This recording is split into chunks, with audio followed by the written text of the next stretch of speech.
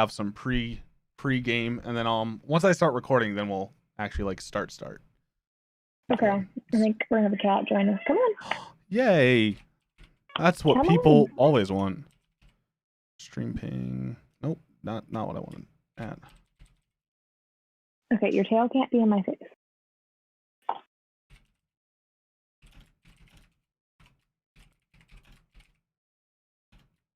Lay down.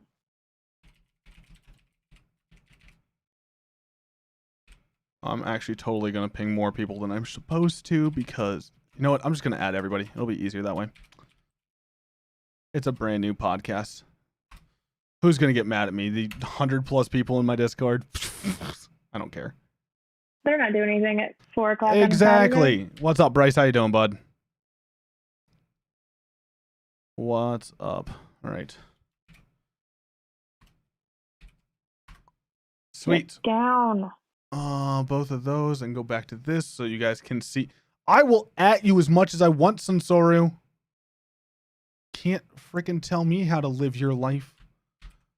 I'm already here. All right. By the way, there's the chat if you want it.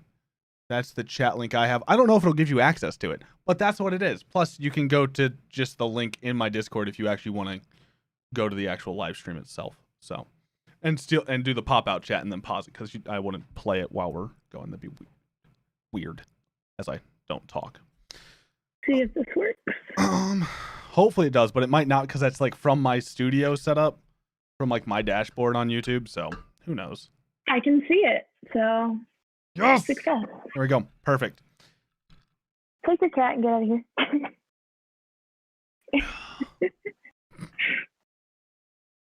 Oh, I want to bring up a notepad real quick. And I want to go to our DMs, and I want to. Oh God, that is so bright. I want to go to our DMs, which everybody's gonna see right now. Sorry, guys. Get to see our crazy DM. It's just a bunch of links. It really is right now. All it is, it's all business. We keep our personal talk to Facebook, you weirdos. Yep. And then, by the way, I just loved that first comment you sent. I was like, man. I opened up in my app and I was like, I'd pay to see that. I was like, I don't know that I agree. I can't say that I agree because from like a teacher standpoint, there's so much crap I've had to sign to say I'm not going to be terrible online. Yeah. And I'm like, so like, I understand why she did. And I'm like,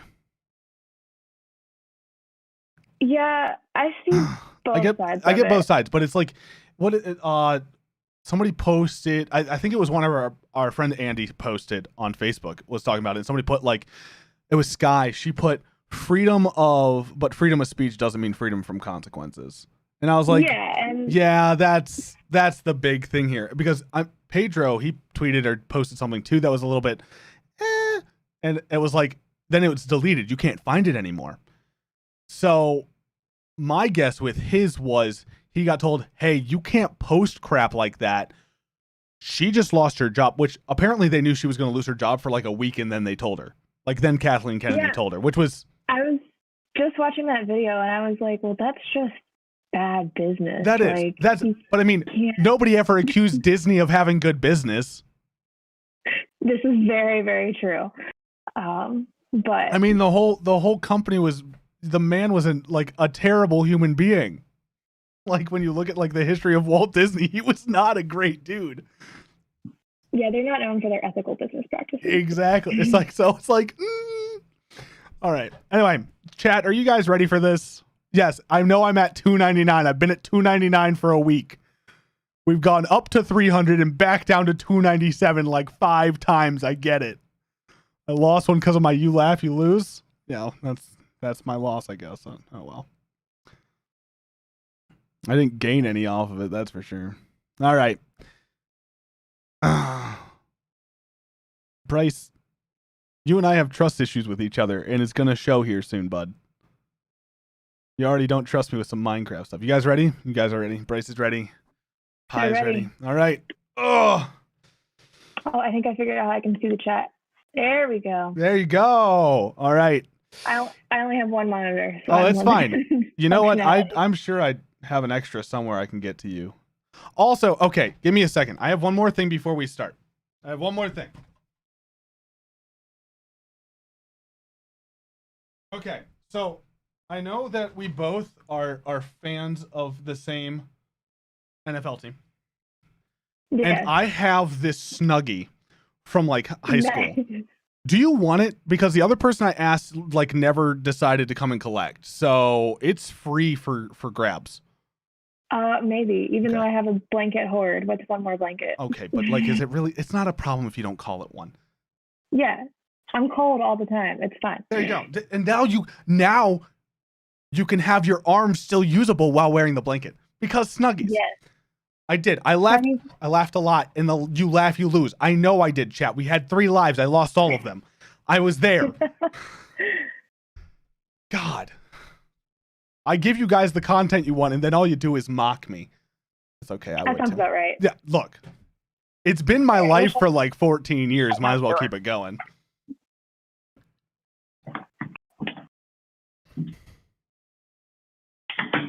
All right.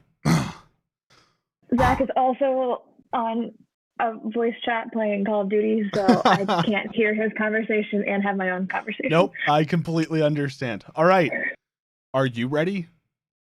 I'm ready. All right. Oh, yeah. Sorry. Yeah. Sorry, chat. I'm really excited.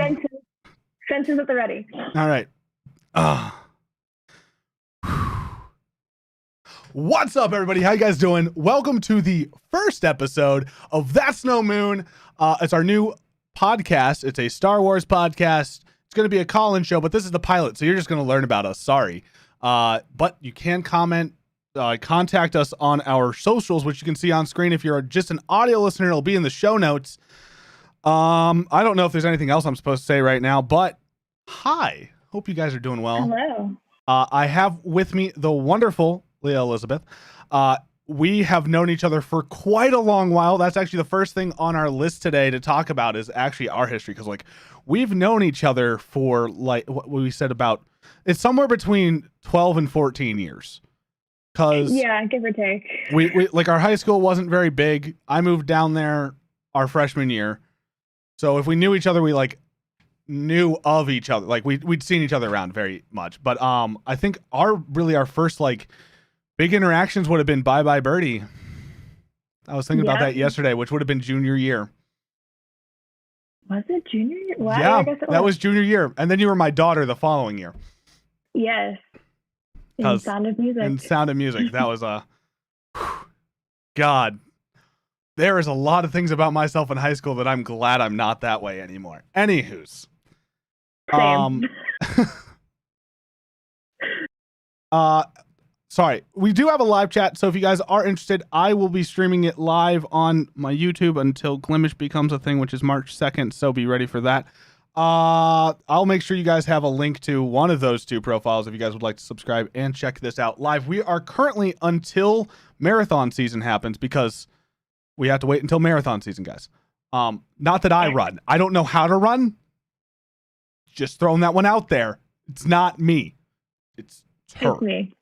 So, once marathon season starts, she will have way more time for us, and then we get to be as needy as we want, okay? So we'll get to have weekly, but until then we're going to have, I guess, every other week, or is that bi-weekly at that point?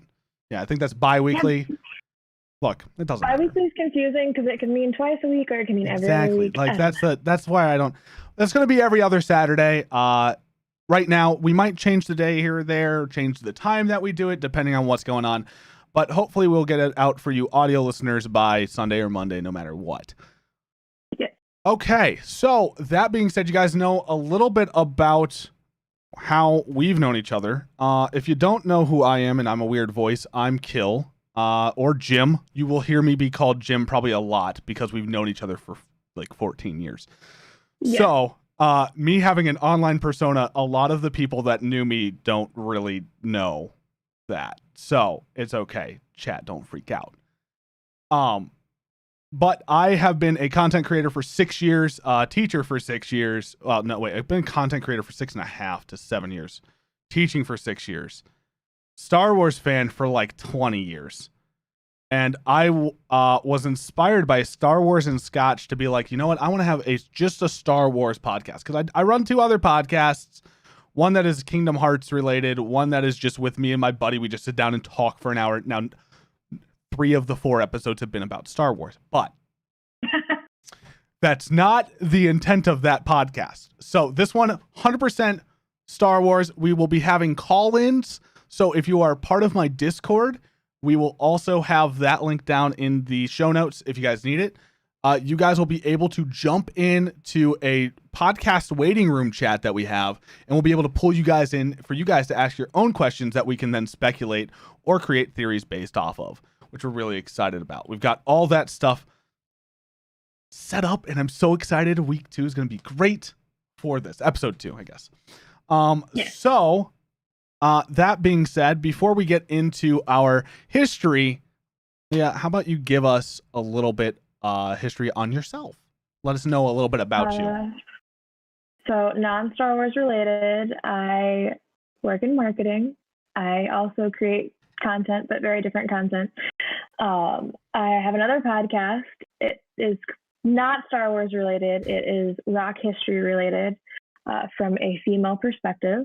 And if you want that will also be in the show notes. Yes, so. She will rock you.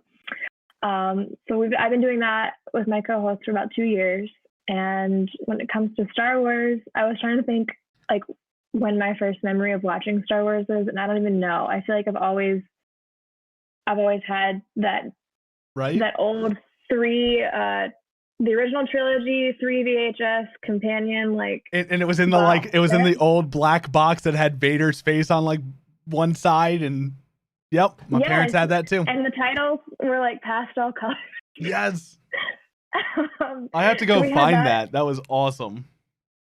I think my Nana still has hers. It's where I watched it at her house, and then the prequels came later, like in middle school, and I don't remember never watching Star Wars, but I feel like in the last 2 years, I've probably gotten really into it since The Mandalorian came back, or came on and started, and it feels like there's Star Wars content everywhere, every day. Right. I'm trying to read all of the canon novels. This is like a small portion of them behind me. Which, that's just already crazy. I just want to throw that one out to you guys. That's already like, oh my God. I don't make sane decisions, in case you can't tell. Well, that's true. You do like to run. That is the reading part I can get. The reading part I can understand. It's the running I don't. That part I don't think I'll ever understand. I'm second guessing my running decisions this year, but I've paid for it. I'm gonna run an ultra marathon. That's my other big hobby, is running. And I'm getting older, and it hurts more. Yeah.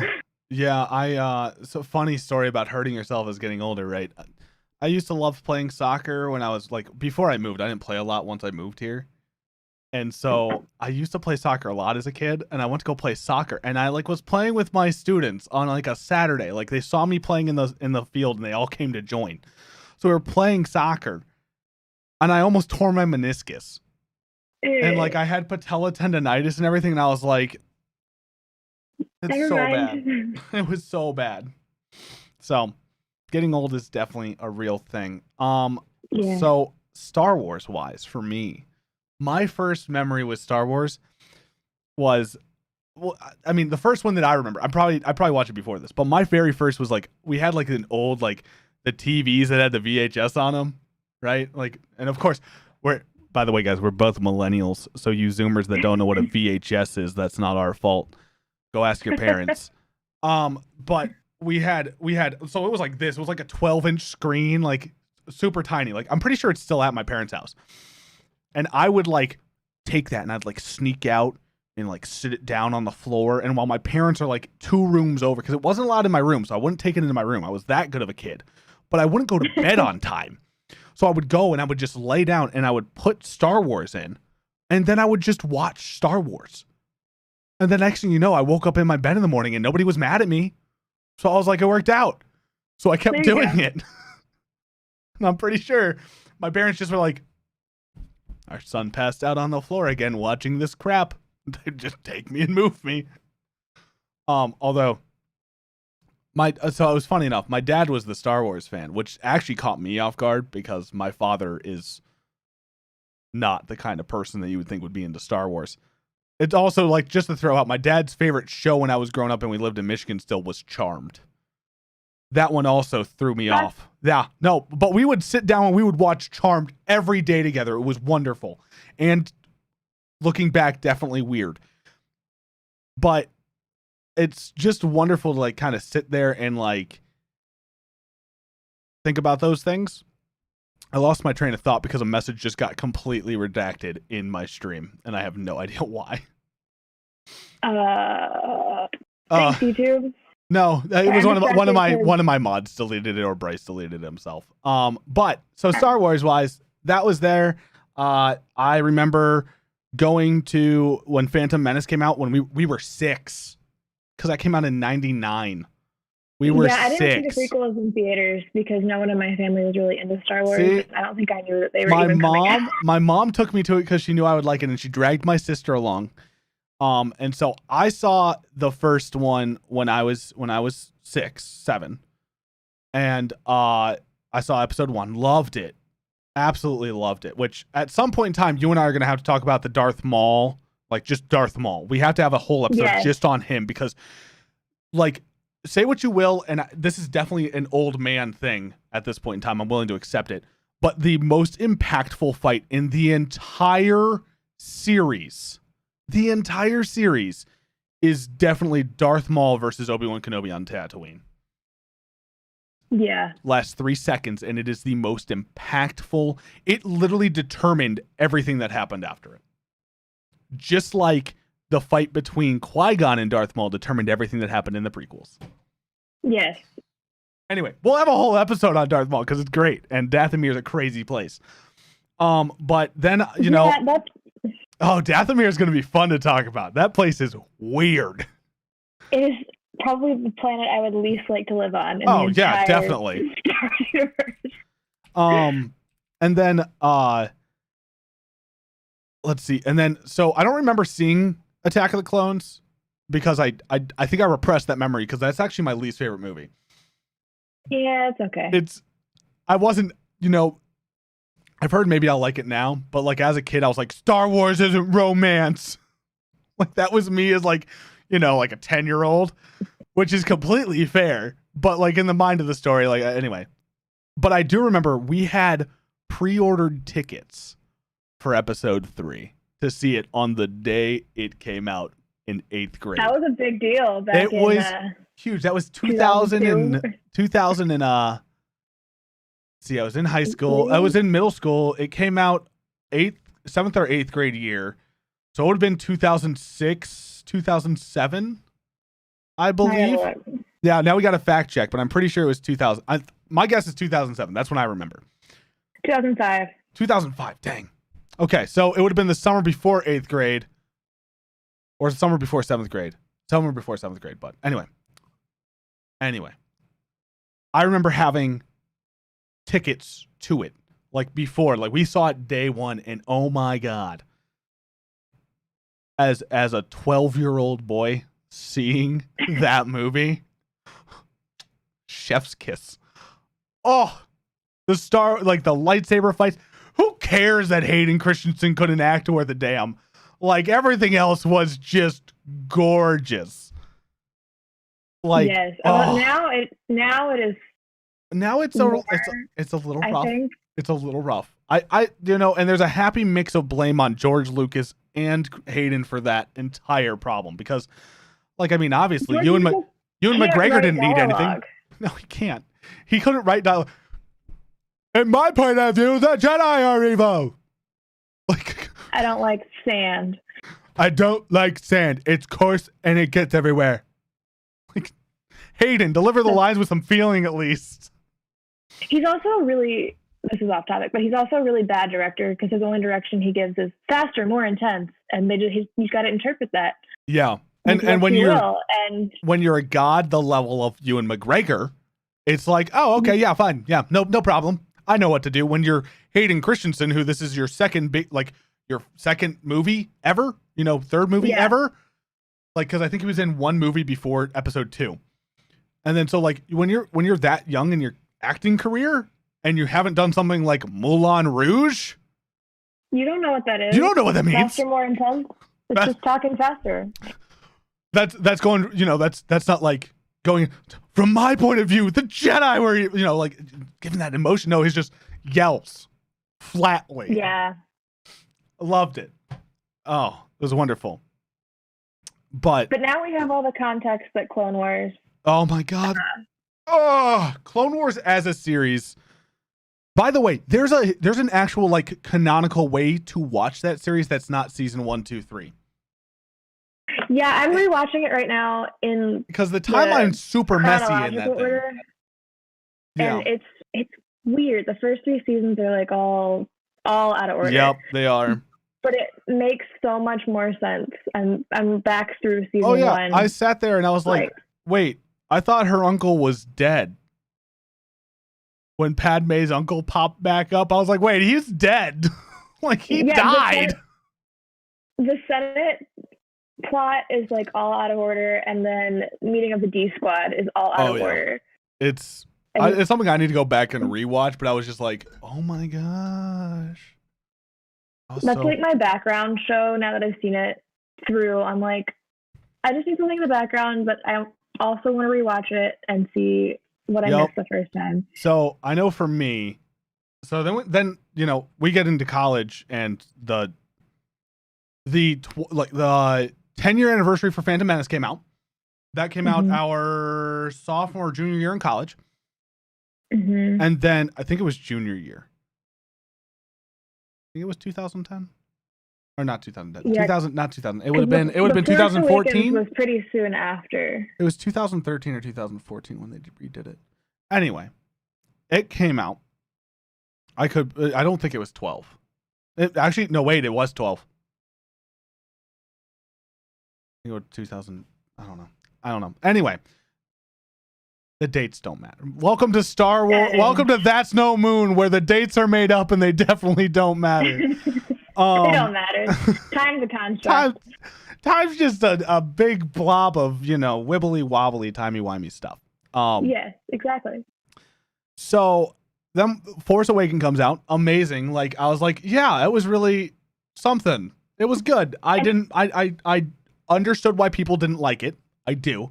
But it was good for what it was. Star Wars at that point. Like, I remember buying grapes at the grocery store, and they had BB-8 on them, and I was like, this is unnecessary, but I'm living for it. Yeah, but it was like the same time when Heinz ketchup.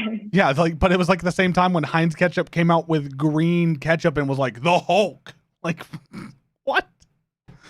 Those are the marketing campaigns I miss from the 90s, by the way. The ones that made you go, is my health gonna be okay if I eat this? This is a lot of food coloring, but I'll live. But they never touched that with the other 2 sequels, and I'm mad about it because I want more Star Wars food. I'd be here for more Star Wars food. That'd be wonderful. Then just normal grapes with characters on them. I don't care. Last Jedi came out. When I watched Last Jedi, of course, now go back and rethinking about it and rewatching and all those things. I have different opinions now. But when I watched Last Jedi, I loved it. I thought it was great. It was I have made a tier list, and I went over my tier list in my other podcast, but it was good. It was good for what it was. I think we could have gotten better, but it was good for what we got. Which we will definitely be talking about at some point in time. I'm sure we will go through all of the movies and talk about them. We should. We'd have to. Then Rise of Skywalker. The only reason I think I love it is because I have watched enough stuff about the book, and I have enough of a common understanding of the lore in canon to like understand that there was so much more going on than that movie. Because I think the reason that the reason the sequel trilogy sucked, quote unquote, would have been because they tried to make a TV series fit into a movie. Yeah, when I saw Rise of Skywalker, like in the moment, I was like, "Oh, this is an awesome conclusion." And then I watched it again the next day because that's back when MoviePass was a thing. Yeah. Or Regal's when you could go to the movies. Like, who does that? God, you know the kids that this next generation is going to be like, wait, you went to the movies? What like, does that I'm just mean? waiting for that. Like, waiting to have a middle school student come up to my class and be like, "Sir, did you ever go to the movies?" Like, yep, I did. Those were good days. They were good days. But I saw it again like the second day, and I was like, I don't know. This is missing something. And then the more I thought about it, because I'm a hardcore Raylo, the more I thought about it, the more angry I got, and now I just like forget that movie exists. Yeah. Yep. I understand. I didn't have a problem because I wasn't a Raylo. I didn't really. Finn got done dirty no matter what. Finn just got done dirty. We were promised Jedi Finn. Oh my God. They lied. That one, you know whose fault that one is? Ryan's, because it didn't get explored at all in Last Jedi. But there was also multiple directors with no like linear path. Like they didn't talk about it. And like JJ came back for episode 9 and was like, well, I'll try to piece things back together, but I just lost 2 of my biggest actors, so that's great. You know. The way that he fixed the Finn thing though made no sense because he had to clarify it in interviews for weeks after. And if he had just like explicitly said, I'm force sensitive, we would have avoided a lot of this issues. It would have. If it literally had just come out and been like, you know, Luke walking past him during The Last Jedi and been like, interesting. And just walked by, everybody would be like, yeah. Like, then it could have been, I don't know. That might have pissed more people off. Because it's like, oh, he is, oh. But then it would have been like, oh, well, then he would have gotten some more in that. But I thoroughly enjoyed the sequel trilogy for what it was. Action-wise, oh my gosh. Action-wise, it was amazing. Like, I've never been more stressed out than watching those movies in theaters, I don't think. Like, in a movie. I was just like, the whole time I was like... Yeah, the emotional roller coaster of 9 alone, I was like... I was so drained afterwards. I was like, oh my God. There's no break either. No, it's just like... No. And it sucked because I had to go to the bathroom, and it was it was like... The problem with it was I had my teacher bladder got hit to the point. So that meant I couldn't do anything. I couldn't wait any longer because I had been waiting for so long anyway. And then I was like, no, now I got to run to the bathroom and be there for 3 minutes. That happened to me because I was stupid and got a coffee because I was like, oh, I have to stay up past 9 o'clock. That's fair. Meanwhile, I'm sitting here going, man, I'd like to be in bed before midnight. That's not going to happen. But that I was good. And then honestly, so I have the book for Rise of Skywalker, and I want to read through it at some point because I know they go through a lot of stuff. Like my biggest problem was honestly the dagger. Like the dagger was kind of stupid. And they never explained it. Like, no, they just like, oh, this is where it is. It's like, well, why couldn't you have just been like found something that the guy said that, you know, that they found an old transmission or an old like Sith text from Palpatine that said, put it in my throne room. Yeah. Like that would have, that'd have worked. That'd have worked fine. But no, we had to use this thing that was 100% forged to fit the Death Star after it was broken and laying on one of the parts of Endor. There's so much just with the editing process of that movie that makes no sense. And the fact that they were still cutting it like 3 weeks before the release. Well, and they didn't know how the thing was going to end. Like, yeah, it was too much. They had too much going on. And it's like, it was funny because they were like in interviews, they were saying like Kathleen Kennedy, which by the way, I don't think anybody's a Kathleen Kennedy fan. Although she did one good thing. She greenlit Mandalorian. Yes, and this whole new Star Wars TV Disney Plus universe we're getting. Which is honestly, it's like, I will say straight up, like, Lord of the Rings is getting an Amazon Prime show. Mm-hmm. And I'm excited. I'm going to watch it. I'm interested in it. I like the world that they have there. I am so friggin' stoked for the fact that Star Wars is becoming a series. Yes. Series. Like, it's moving from a cinematic series, because George did a great job with 1 through 6 in making sure that the story was bare bones enough that it made sense and it could be fit into 2.5 hours.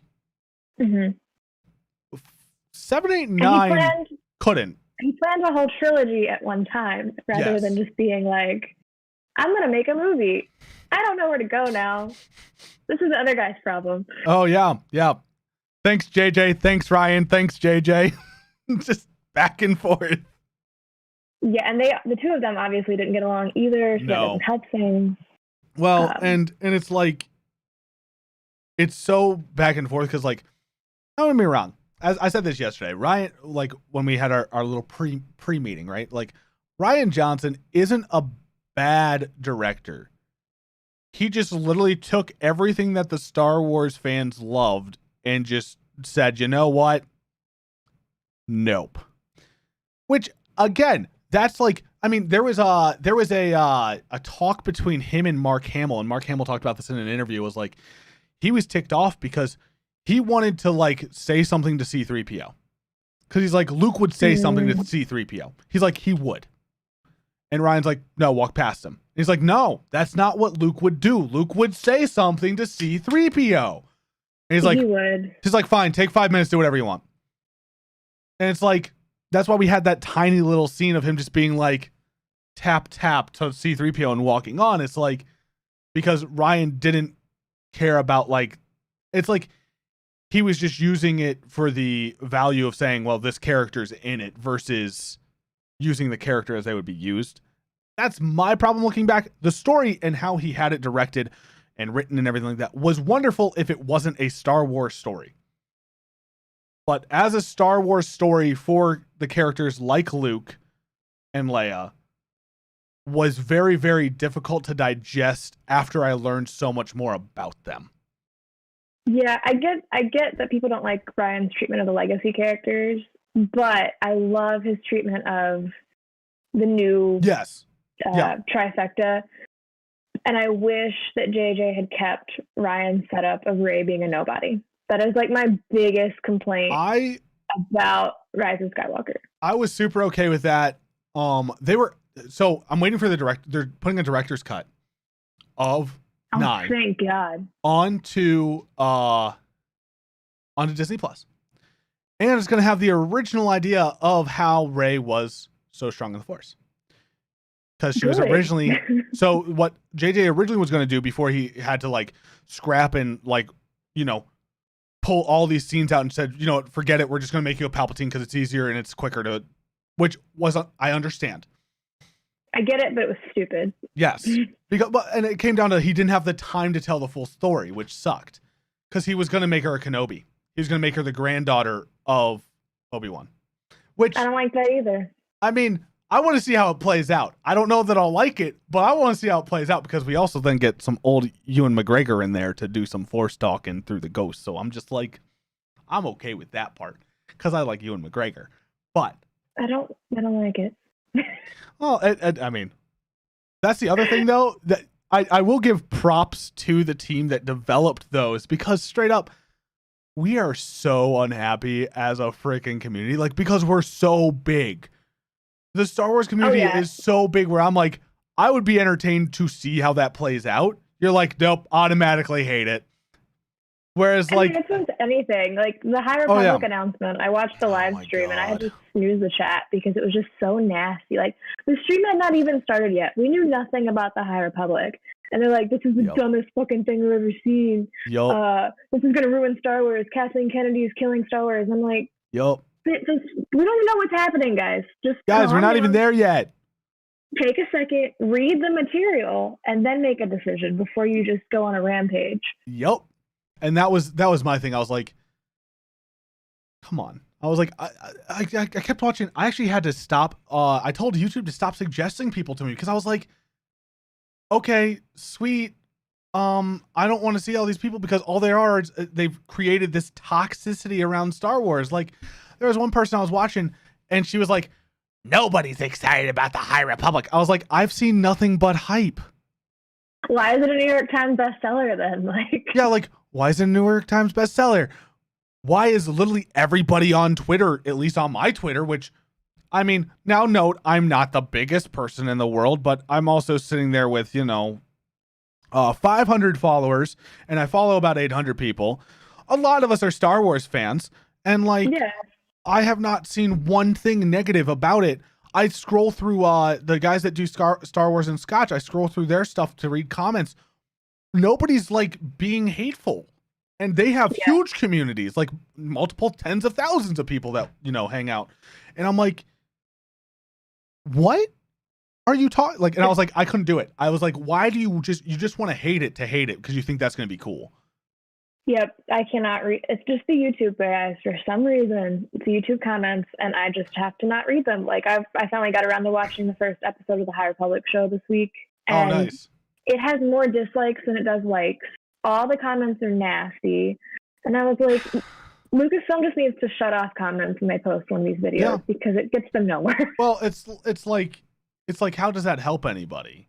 It's like this is the first time I will say that's like the nice part about the good and the bad about the sequel trilogy is that it actually like it's the Skywalker saga, but it has nothing to do with the Skywalkers. Like no, not really. Like it's really not their part of the saga. Like it's a different story for different people, which is a good and a bad thing, because where we wanted to see a conclusion to their story, and of course they're passing the mantle on to somebody else. That's nice, but like it also means that it can very easily be like in my opinion, Ryan did Luke dirty. And I mean, and it got messed up from, I think the original plan was that each one was going to be one of the conclusions. So like The Force Awakens was Han's conclusion, Last Jedi was Luke's conclusion, and Rise of Skywalker was supposed to be Leia's conclusion. And then Carrie passed away, and it just was like, what do we do now? Which was another... Let's rewrite the whole thing, because we don't have a plan anyway, so... Yeah. Which was like another problem with it all, too. It's like... It's so wishy-washy in that part. And that's the part that sucks, because the reason it's getting so many dislikes, it's getting so many hateful comments, all of those people are Skywalker saga fanboys. Like, EU... We love the giant 20-book series about post-Empire Luke with Mara Jane and all this stuff that literally George Lucas absolutely hated and didn't really want attached. But how is he going to stop it? Because the EU was the frickin' Wild West. It was. I have some of the books on the bottom shelf we're looking at, and they had no one controlling them, which I get that Disney can be a very controlling entity, but no one was doing quality control on these things. Nobody from Lucas was. Weird. Like, they're just wild. Well, and it's like, how many of them that might not have gained as much traction? Like, in the EU time for Star Wars, any fanfic that we wrote, like if you and I made a speculation and then we wrote something down in fanfic, it is now canon. Which is not the way. Which is ridiculous. Like, now note, I don't, I'll use the Lord of the Rings because I don't want to use the other series I was thinking about, because I don't like the author at all, and I just don't want them to have anything to do with this. But, yep, you already know. I think you know how we know where this is going. Well, so anyway, Lord of the Rings, it's like, Tolkien was very, very like aggressively like, no, this is what's story. This is what's canon. His son was, this is what's canon. You are not messing with my father's legacy. Like, this is like that's why like The Hobbit, like the Tolkien family was pissed. They were so upset about it because they're like, that's not what my father wrote. But the thing is, like, to make that a movie, what, you want to have Bilbo just knocked out for like 2/3 of a movie and just say, okay, guys, sit here in silence, like watching Jeff from Overwatch at Christmas time. Like, it's not. You can't do that. So like you have to fill in the blanks, because with a movie, it's so much different than reading the book. Reading a book, you can read one person's perspective the entire time. But like, I want to know what the dwarves were going through during The Hobbit, and I got that. Now, no, was it the best that they could have done? No, probably not. But I mean, I didn't really care. I was enjoying it. Like, but it's just that idea of like the EU. Like, the only thing from the EU that I've fully ever really like enjoyed reading was Old Republic. Like, Yeah, I've never read the old. I read the what are they? I'm looking what they are. The Young Jedi Knights series is what I have down here, and they're good. They're not even that. They're nothing special. Like whatever we end up getting out of the Mandalorian, I think is gonna be better than these were. But probably. I will say, like, I know Revan, awesome. I will have to like give you a rundown on Revan at some point in time, because like I love Revan. I have a vague knowledge, but not a lot. He is like there's so many, everybody's a fanboy of him for the fact that he is who he is, and it's stupid. I will 100% say that it is irrational to love Revan as much as I love him. But I love him. And in all honesty, it comes from the Knights of the Old Republic games. Like, and you read through his lore and you read through everything that happened in his life, and it tells us that everything that we want to know about. Like, we want to know about the Jedi Civil War, where Revan and Darth Malak both fell to the dark side and took half of the stinking order with them. Like, the Mandalorian wars that Revan fought in against the will of the Council. You know, all those things. And then they lead back to somebody that's even bigger and stronger than them, you know, like the Emperor's Eternal, not Palpatine Eternal, the Emperor Eternal, which Palpatine's eternally eternal. Yeah, he's the Eternal Emperor. Sorry, it's the Emperor Eternal, not the Eternal Emperor. Which is thanks, Disney. But he had this ability where he basically could transfer his essence from one body to another. And so he literally, like, there's like 5 Sith that found a way to live past death, where that's generally a Jedi only thing. And so, like, the Old Republic has a lot of those really cool, like, the cool mysticism and characters. And it's one of my favorite time periods in the non-canon lore. I hope that they get there eventually, maybe after High Republic wraps. That is in going like 5 years. Kathleen's holding that one in her back pocket, because she knows that whenever she pisses everybody off, she'll be like, "Oh, by the way, we have an Old Republic trilogy coming out," and everybody's gonna be like, "Okay, Kathleen, we're giving you another chance. We're in. We're not gonna leave yet," because that's what everybody's wanting. Because it's just, that's, at least from the gamer's perspective. Yeah, those were games that loves those games. We've loved. I know everyone loves those games. Yeah. And like Knights of the Old Republic 1 and 2 were just so heavily revered. And now note, I've played some of Knights of the Old Republic 1. It is a trash game, guys. It's trash. It is absolute garbage to go back and play Knights of the Old Republic 1. I know many other Star Wars fanboys that would agree with me. The story, godly. The play... The play was, it's like what, like really early 2000s. Oh, it's right? 2002, I think. It's like 19 years old. But the graphics are on par with that pod racing game, which is on Switch now. And I downloaded it and I was like, this is going to be great. I remember playing this and I was like, this is bad. Like, even though they it's like I saw it for Switch, it's bad. I saw you. I think I saw you retweet the fighting game, the Star Wars fighting game. I was like, oh, so they remade that game from the early 2000s again too. Yeah, that's pretty much what it's going to be. But that was the only thing out of Nintendo Direct that I was excited about, other than Fall Guys. So I stopped being excited about Fall Guys when Fall Guys actually released, because I was playing it during early access. I was like, this is not my game. Not mine. It's my speed of online multiplayer. Do it up 100%. I completely understand. I have a friend that has more than 100 wins in that game. Dang. I am some of my streamer friends, they a little hardcore, and I don't understand why. They pick some things and I'm like, that's your hill. Go ahead, die there. All for you.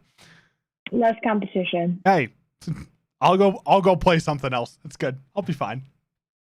Oh man. But yeah, Kathleen has a hard job. I'll give her that. Yeah. I think she has outstayed her tenure. Well, and should pass the torch. In honesty, she should pass to Dave and John.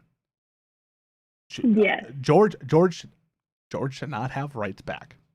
Sorry. No, he needs George needs to be there as a lore consultant. And I heard this. I heard that Star Wars and Scotch used a great thing, and I really liked it. I really liked it when it went to the idea of it's like spaghetti, right?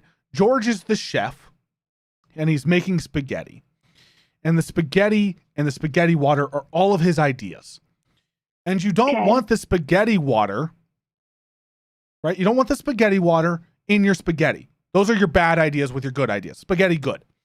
Spaghetti good, water bad. Awesome. So you don't want, your water with your spaghetti because then it's going to be soggy and you don't want soggy. So basically John and Dave are the strainer that you pour your spaghetti into to drain all the bad ideas because Dave will be like, George, that's kind of stupid. And John will definitely put his foot down being like, that's really stupid. That's really dumb. But that's the thing and they compared it to a guy that was doing WWE. There was a guy doing WWE who was like super, he had great writing when he was part of this one group. He did amazing things, was awesome. But then he basically moved to a different company to start writing for the WWE stuff, and nobody would tell him no, and everything he produced went downhill. He produced went downhill. And so it's that's what I'm worried about. If we let George have free reign, it's over. George is going, and then we're gonna get Jar Jar Binks again, and we're gonna get an angsty teenager and a kid who was probably not the best actor and then ruined his acting career. I feel so bad. I'm so glad that Hayden's getting a shot at redemption in the Kenobi series, though. So straight up, my Kenobi speculation.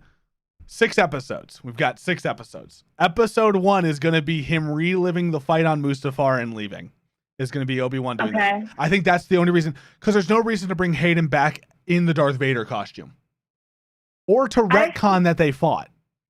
I think if they don't go that route, that it might be called Kenobi, but you're seeing parallels with Vader going through that would be really good too. That would be really, really good.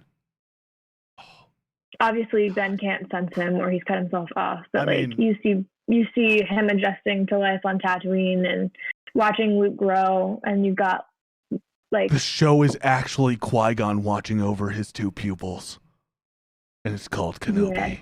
Yeah. Well, I would die for that. It's a hidden camera show where Qui-Gon's watching over everyone. I don't know if you've read this one. Yes, I have it on my bed, and him talking with Obi-Wan. During there, yes, he can commune with Obi-Wan. Yeah. While he's on Tatooine, so it would make sense. Well, and so that's what I was thinking. I was thinking episode 1 will be Mustafar. Episode 2 will be adjusting to life on Tatooine. And all those things, giving Luke to the estranged family of Anakin. Which it's like his stepbrother. It's like his stepbrother or something like that, or his half brother or something. It's weird. I was looking into it with Uncle Lars. Stepbrother. Yeah. Yeah, so, it's his stepbrother. Then I was 3 and 4 will be becoming one with the living force. And then episode 5 would be the Darth Maul fight and meeting Ezra Bridger.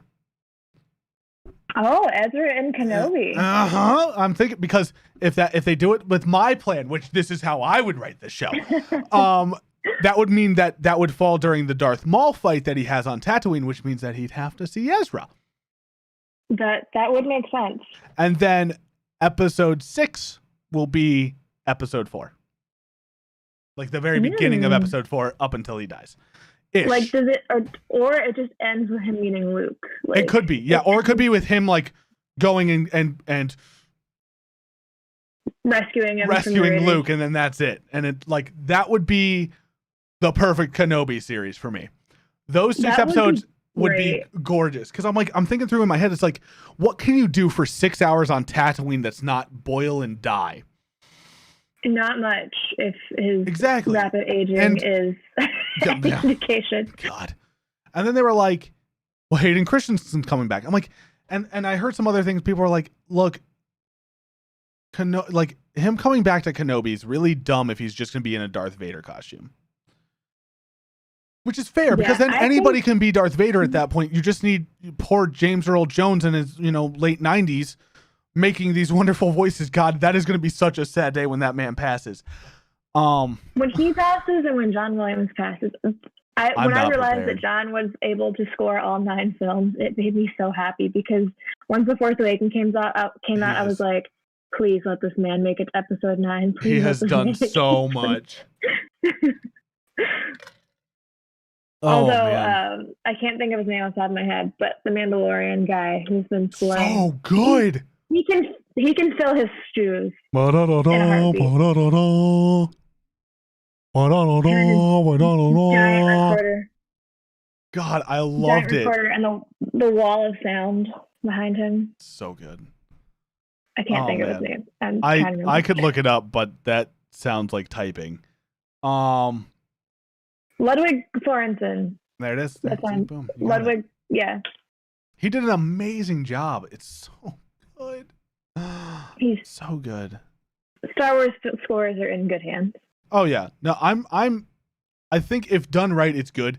In all honesty, if we keep Kathleen away from it and we just let her be an executive where she's good at being an executive, I'm fine with that, because George chose her for a reason.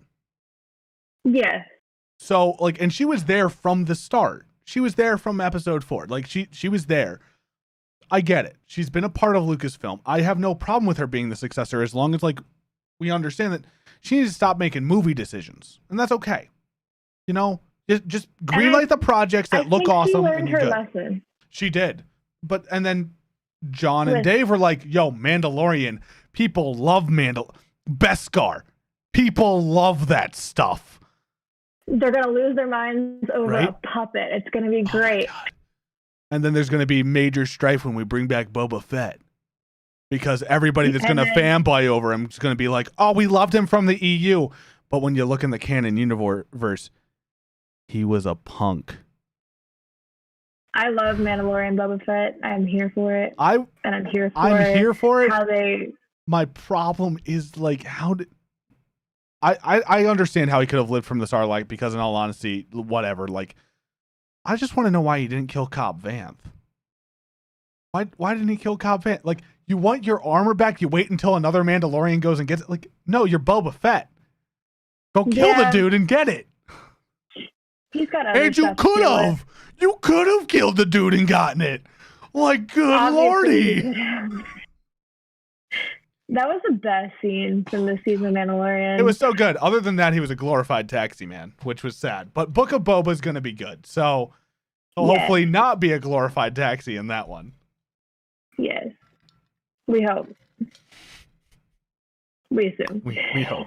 I mean, it's called Book of Boba. It's just about Fennec. That's it. It's about Fennec. I would also be okay with that. Yeah, no, that's fair. That was the other thing. People were like, how did he learn droid surgery? How did he learn to just save Fennec like that? What? There's so many. Oh, it was just for 3 years or however long. 3 years. About 3 years. Well, Fennec, no, because it was only a year from when she got shot in the blaster from season 1. Since Boba got thrown in the pit. Oh, Boba got thrown in the pit 5 years. Okay. It's been 5 years that he's been sitting. It's been 5 years that he's been sitting on Tatooine. Didn't take Slave One anywhere. Didn't kill Cobb Vanth and get his armor back. Learned droid surgery. And also learned how to have a proper fight with people. Yeah, I feel like maybe he didn't know where his armor was, because it sounds like Cobb Vanth had just recently acquired it from the Jawas. Well, and I don't know what the timeline is between Aftermath and Mandalorian, but in Aftermath, Cobb Vanth gets the armor. They retconned it a little bit to make it more entertaining of a story versus I found it. Yeah. And so it was better, but I don't know how many, because he's had it for at least a year or two. Because it was when the Raiders started coming by, and then the Raiders have stopped because he had the armor. So I was under the impression that he'd had it for at least 6 months to a year. if not more. But I don't know. It's still pretty new on a planet made of sand. Yeah. Oh, yeah. What you doing out there, Boba Fett? Learning to fight. Learning to turn people into droids. You know, the usual. As you do as a foundling that wasn't originally a foundling. But he is now. Yeah, that they retconned like episode 2. Yeah. They retconned episode 2. Which, don't get me wrong, I don't mind. But like they straight up was like, oh yeah, he didn't kill a Mandalorian, he was a foundling. What? Also, when did his armor become Beskar? Because it was Durasteel back in the Clone Wars. Maybe he's lying. That's always a good, like, easy scapegoat. You're just like, he's lying. He's just lying. And he just didn't tell the truth. That's all. Who tells the truth nowadays? What? It's normal, right? Oh man. Funny how that works. Plot. That's how he did it. Plot. Yes. It's my favorite reason in lore is the plot. Oh man. All right. Well, we're getting towards him. We're about 50 minutes in. So if you guys have stuck around this long, first off, you're amazing. And we love you. And you guys should subscribe to the YouTube. And when I finally get all the links for where this gets posted out, we're going to find a great way to share it with you guys so it can get out to you all. Also, follow us on all of our platforms. If you want to see more podcasts like this, I don't have the YouTube channel on the top of my head. It'll be in the show notes. Actually, it'll be on the YouTube channel. It'll be on the show notes for the podcast audio-wise.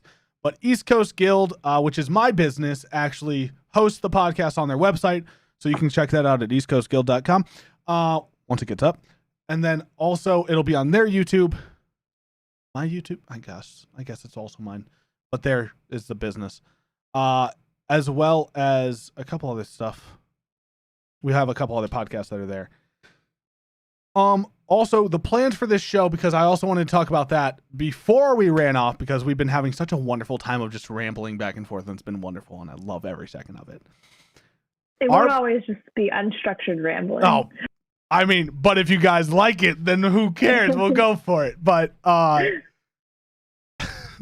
plans for the show are to have a couple of things in our back pocket to talk about, but we also want to, so we might have something that we talk about, right? Like we might say, I'm not saying that this is the next podcast, but we might be like, oh, we're going to talk about Darth Maul. So we'll have stuff to talk about Darth Maul and what we want to talk about. Then we'll get to a point in time in the show, if we have no news, because maybe we'll toss out some news. We were talking about that today, maybe talking like some bullet news and stuff like that we want to let you guys know about and stuff that we're excited about going on. And there's also things I need to learn about so I can speculate as well on, because I don't read fast, guys. I don't read fast. But okay, there's stuff that I don't know as well, so it'll work out. It's a learning experience for both of us, which is great. But we'll get to a point in the show where we'll have you guys to jump into my Discord or my Guilded whenever we switch around, whatever we end up doing. I'll get that figured out. Right now it'll be Discord. We'll have you guys jump into the Discord, into the podcast waiting room, and we'll drag you guys in and we'll let you guys ask questions. We'll introduce who it is by saying their name. And then you guys can ask us your question and then we'll speculate on it. You know, maybe you got a question about Darth Maul that you want us to talk about, and we'll answer it to the best of our ability. So that's the plan for the show. Is honestly, theory crafting and speculation is 95% of what we want to do. Like that was when I approached Leah with it. I was like, this is my plan. And she was like, bet. And here we are. So, really excited to share That's No Moon with you guys. I don't have too much more to talk about unless you want to go into another, like, we got maybe 10 to 20 minutes that we could rant if we want to use that time. Otherwise, we can end a little bit early, around an hour. Unless we had a news item that we want to talk about. Oh, we do have a couple news items that we should throw out that we saw today. Guys, you're going to stop seeing Leah's wonderful face for a couple seconds because I got to go back and like look. So two things, which I'm copying links for. One of them was we have a rumored idea for Ezra, which I really like. As I'm okay with. Don't get me wrong, I'm okay with it. there was another guy that's the guys from Star Wars and Scotch were really excited about, because there was one that they've been going back and forth, and it wasn't this guy, but there's one that they go back and forth with on Twitter, like, oh, is he going to be Ezra? Oh, is he going to be Ezra? Oh, is he going to be Ezra? And like, he's like, I don't know. I mean, I could be Ezra. I don't mind. Disney hit me up, you know? So there is somebody who like apparently is very fitting, but I'm not going to lie. Star Wars, this is from comicbooktv.com. Take it with a grain of salt, because there's a couple like Comic Book TV that I'm not, they're definitely rumor mills sometimes. But they also rumored Rosario Dawson as Ahsoka, so yeah, they have their good moments, they have their bad. It's like using one of the film ones that can't remember the name off the top of my head. Oh, Screen Rant. Screen Rant also has its good and its bad. So take it with a grain of salt. Again, we're just here for the speculation, right? So it's rumored to cast Aladdin's Mena Masood. I don't know how to say his name. I'm sorry, because I probably butchered it. But they said that he might be Ezra Bridger for the Ahsoka series, which is super exciting. I read through the interview very quickly, so I got a little bit of it. I'm going to let Leah talk to you guys about it, though, because I'm sure she actually read it a lot better than I did and actually got through more of it. I kind of read it when I was waking up this morning, because it's what I woke up to. Yeah, it's also what I woke up to, so I did not read much of it. But let me pull it up again and skim. Yeah, because it's a big thing that he was pretty excited for it. I read it, so yeah. I will say, we were talking about this earlier. Zach and I were about Aladdin, which we watched, and Aladdin, when it came out, got a bad rep. But we went in with very low expectations. I really liked it, and he made a great live action Aladdin. He's got that like mischievous Aladdin personality that shines through. But so it's a very similar character to Ezra. I mean, Ezra is basically Lothal Aladdin. So yeah, he's Lothal Jedi Aladdin. That they fit. I never thought. Oh yeah. Oh no! Like, I never thought of that. Oh my god! We literally like meet him stealing food.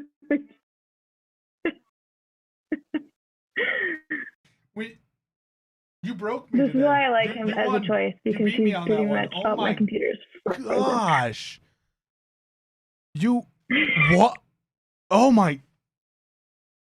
Okay, yeah. Well, that happened today, guys. The podcast I listened to, whenever they mention Ezra, they call him Loth Rat, Street Rat. Yeah. I just never caught that. By the way, Rebels was amazing. If you guys didn't watch Rebels, I understand the first. But Taylor Gray hopes to. Oh. Taylor Gray said a bunch of nice things about it, and he was like, he hopes that it's a fitting character. I don't know what's happening to your computer either. He said that whatever happens, he hopes that people enjoy the new direction that they go in. That was a big thing too. I think the article broke my computer, so I'm back now. Okay, there we go. Yeah. Yeah, there's a little bit of desync going on real quick. I don't know why. Did not like it. Yeah. Okay. It looks like you're back-ish. I won't open any more tabs. You're back! Yay! It's fully back. Well, you know, if you want to contact East Coast Guild, we can help you get out setting up with a brand new computer and all that stuff. Sorry, self-plug. Anywho, like I said, Zach's also playing Call of Duty while I'm doing this. Yeah, so that's I'm very true. So really excited. I did say what you were referencing in there when stuff was going all freaky. He's super excited to see how it goes because Rebels is just. If you haven't watched Rebels, go watch Rebels. Look, I don't care if you say it's a kid's show or not. It is so good. It brought a grown man to tears. Okay, and if you haven't seen it and you don't know, trust me, that series hit me hard on multiple parts. Now I'm not saying that I went in blind, and I'm very glad I went in blind. Same. Because I mean, it was long past its prime when I watched it last year. So no one was really talking about it. I watched it last year too. I watched it because of the guys on Star Wars and Scotch. I'm going to reference them a lot, by the way, just because I love that podcast so much. I watched it because Return of the Pod, formerly known as Job of the Pod. There you go. Was doing that it was between seasons of The Mandalorian, so. And maybe you guys will watch it because of That's No Moon. Yeah. Full circle. Inspiring more people to watch Rebels. Exactly. The first season is really slow. I was like, why do people like this show? I'm bored. The first half of the first season, once Ezra kind of got over himself, I was like, oh, I'm here for it. But he kind of had to get over himself. So that was some big news. Also, another rumor that came out a couple days ago, Jon Favreau has apparently said that he doesn't want to do Rangers anymore. Rangers of the New Republic. He wants to completely trash it and start something new because of the whole debacle that went on with Gina. I forgot her last name. Carano. So because of all that stuff, I don't believe this one as much. Actually, because nothing, like no legitimate news source is reporting it. No. But I can't see him leaving over that, and specifically leaving over her comments, because as far as everyone knows, last anyone heard, Jon Favreau is Jewish. So I don't think he's leaving because of her comments. The only reason I could see him wanting to drop that entire series is if they had to pull a roadie, and he was like really didn't want to have to find a new actress to play Cara Dune for that. That's the only reason I could see him doing it. Otherwise, like, I don't know. I'm still looking to Fallout New Vegas in space. Yep. I don't think she needs to be in the show. No. I feel like we're so early, they could very easily write her out and replace her with some other random female Marshall. It is. It's disappointing with what happened. And we were talking about this a little bit before we started the podcast and a little bit of our pre-show. But like, as a teacher, so here's another little tidbit about me, right? I'm a public school teacher. I did have to write. I had to sign a contract to accept in my job that what I say, I am liable for what I say outside of my job and in my job too. Mm-hmm. You know, if I cuss a kid out, I'm responsible for that. Mm-hmm. If I cuss outside of that, I'm responsible for that, and I have to answer to my actions. So if she was under the same rule, and apparently, again, from what I'd heard, other sources had said she had gotten reprimanded before, my guess is Disney did basically a 3-strike policy. And she was on strike 5 or 6 at this point. Which doesn't, that's the way it goes. And I know people are like comparing it to Pedro Pascal, and it's like, well, where I understand, he had to delete his tweets too. So he deleted the posts, and my guess is that he has a little bit more. Plus, knowing that both they are on opposite sides of the pole, on opposite sides. I'm not gonna lie, guys. It's kind of, whether you agree or not, which I wouldn't agree because Disney doesn't do great business decisions all the time. They are going to lean with the thing that seems more humanitarian. Mm-hmm. So no matter how you fall on the political spectrum, I don't really care. That's not what this is about. They're going to go with what they see as the path of least resistance for them. And getting rid of her was, in their eyes, least resistance. You're going to piss off. It's Kathleen Kennedy had a hard decision. You're going to piss off people either way. Mm-hmm. Yes, people are boycotting and canceling their Disney Plus because they fired her, but if they kept her, I think just as many people would have done the same thing. So and I mean, I didn't even know about it until it was like a big thing on Twitter, because I don't follow her on Instagram, because I don't care. Like, I follow Pedro, but that's it. I unfollowed her back in December when she started posting some dumb election stuff. And I was like, this is not going to end well. Unfollow.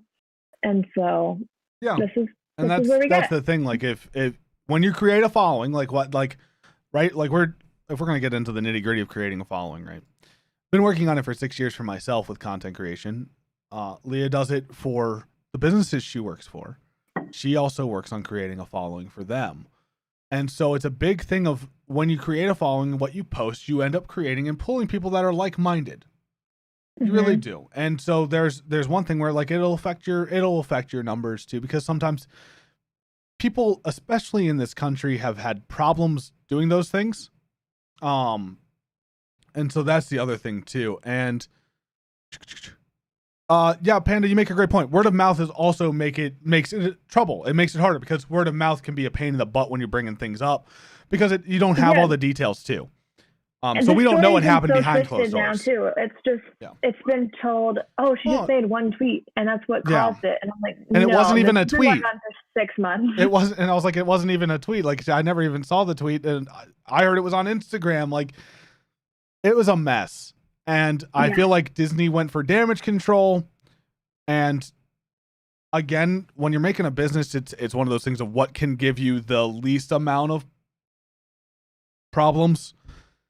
And it's a calculated risk no matter what. So people are going to be ticked no matter what happened. So, and when you have that, again, when you have that pattern of behavior and your job says you got to be careful about what you post, it sucks. Then you got to be careful. Yeah. And when you work for that big of a company that has that strict of an image, like, what do you expect?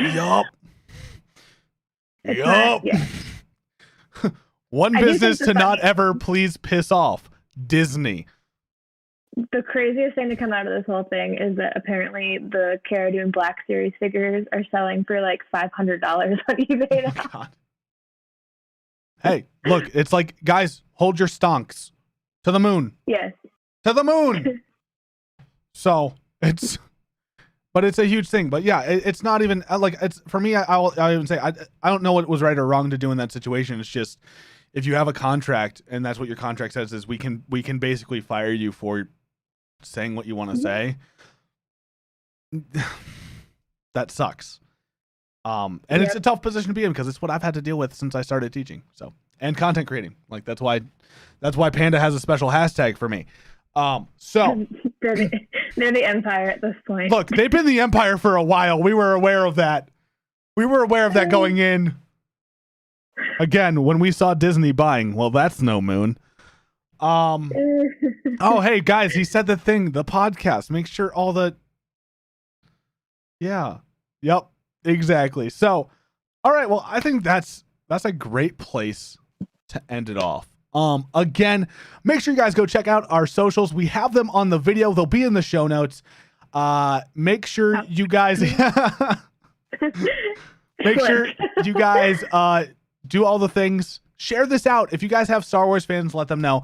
Be ready. I'm also going to be using my TikTok as a spot since I have enough following to have the question and answers. You guys can ask questions there and we'll also answer them. I might answer them on TikToks, but I'll also bring them to our podcast as well and share them with Leah. So that all being said, I hope you guys have a great day. Wherever you're listening to this, stay good. May the Force be with you. And we'll see you guys in the next one. Adios.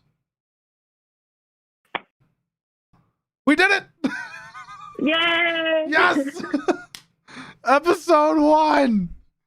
I need a better chair next time. I meant to steal the other desk chair. There you go. Do that up. I honestly hate my chair and would like to do that, though. Oh, my gosh. This is literally just like a kitchen chair. So it's terrible. I understand. Like, I mean, I'm a little... This is my office, though. Like, this is everything for me. Yeah. So. We did it, guys. Oh, we did it. And we only talked about 3 things that we wanted to talk about on the list. Well, wait, no, 4. We did talk about Rian Johnson a little bit. There we go. It's a first episode. Yeah, no, it was pilot. We want to make sure you guys like it. I'll throw out, we had 8 people watching for the whole thing, got 5 likes, hey, that's pretty good for a start off podcast. It's big. We got this, guys. And then once I move to Glimish, that's going to be a big thing over there too. So I know for them, it's good. It's good stuff. I'm excited. I have been I literally got home 6. Okay. Look, YouTube likes to lie to me. But I literally got home and I was like, I put my disc golf bag back in my Jeep because we took my roommate's car, and I looked at one of my other roommates and I went, holy, I got a fucking podcast today. And I was like, oh, it's the Star Wars. I was like, oh, I was so happy. Cause just for you to know, Leah, I've been working on getting this started you saw the tweet. It's been 2 months. It's been a while, yeah. It's been like 2 months, and I've been going back and forth, like, and people having, having their lives and stuff going on.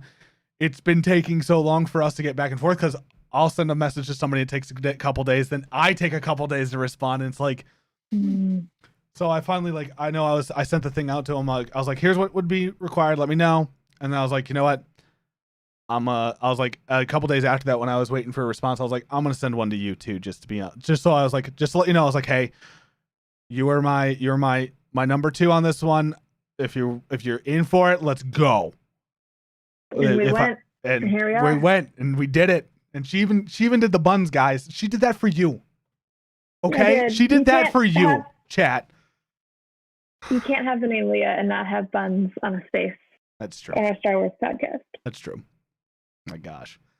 I did have them up here, but my hair's gotten much longer since I did them last, and they're really heavy now. It's okay. My hair was a lot longer, and then I chopped it all off because it was like 4 inches on the side. I was like, no, I can't do this anymore. It's too much for me. Although it wasn't as long as it wasn't. Well, okay. It was long everywhere in high school, but it wasn't. It actually got way longer in college because I just didn't go get haircuts. The college experience is not getting haircuts. It really was though. Like I remember being I was looking at one of my the costume director for the first play I was in college, and I was like, my mom wants me to get a haircut. She goes, you're not allowed to. I was like, what? She goes, no. We have to continue to do our play that we did in the fall up at the Kennedy Center in January. You're not allowed to get a haircut. I need your hair to stay that length. And I was like, okay, bet. I was like, I didn't want one anyway. Sorry, Mom. I was like, sorry, Mom. I can't get a haircut. And she was like, okay, I understand. And then I was like, okay, I'm getting ready to go home for the summer and a couple other things. And I was like, I shaved my head straight bald right before I went home. And then I moved into to the faux hawk when that was cool. Oh, God. Early 2010s were a weird time. It was a weird time. It doesn't feel that long ago, but then I saw this TikTok the other day that was like every #1 song this week for the last 10 years, and 10 years ago was Lady Gaga's Born This Way, and I was like, I don't like that. That feels like it was 2 years ago. I think what got me was when a post in our graduating class group on Facebook was like, so I know with COVID going on, are we gonna have a 10-year reunion? I was like, oh my God, it's been 10 years since we were in high school. And then I was like, no, because there's a pandemic. Yeah, I was like, nah. I was like, in all honesty, I talked to the people that want to see anyway. Like, I don't. There's a lot of you I don't want to see. Like, I was like, I'd see you. I'd see Liv. I see Pat. I'd see the other guys that I hung out with. I'm like, and I'm good. There's a lot of people that like, especially like, rest in peace. But when Hutch passed, like during our freshman year of college, everybody's kind of true colors showed about how much they didn't care about anybody else in the class. And I was like, okay, because this was the first time we'd all seen each other. And it was just like, Also, like 80% of us still live here, so like I see people at the grocery store. I don't need to pay to go see them at every. I avoid them in the grocery store, so I don't want to pay to see them. Exactly. The masks at the beginning of the pandemic, everyone was at the grocery store, and I have a mask and a baseball cap on, and I'm like, no one knows who I am. No, you don't need to know who I am. Like, yeah, that's me. I'll put on my hood or like, well, and my style's changed so much now too. I mean, well, I still wear hoodies all the time, but like. I have found a love of Crocs and like joggers. So I'm walking into Kroger in joggers and Crocs, and I'm like, plus I have dyed hair. I'm like, nobody's gonna know who I am. It's perfect. I was like, I'm good. I'm just lazy and do grocery pickup now, so I don't see anybody. That's even better. It's just I'm like, oh man, I need to go get groceries. Oh, it's 6:00. Oh, I can't do pickup. I have to go in. Yeah, it does require a little bit of planning, but well, I've never been good at that. So I'm only good at it when it's things that like don't require my survival, but it's things I care about. Yeah. Like, oh man, if that isn't a millennial sentence right there. I don't need food. I don't know. I plan my life around food, so we are different people. When was that cool panda? In the early 2000s, having just the front of your hair a little bit longer and stuck up was kind of cool. And it worked because I have a cowlick on one of the, I don't know which side it's on anymore because my hair's always been too long. It was cool for a little bit of time. Not a lot of a little bit of time. And then it moved into this very quickly afterwards. And this was like 2013. And my girlfriend at the time hated it. So I wasn't allowed to grow my hair like this. So once we broke up, I grew my hair like this.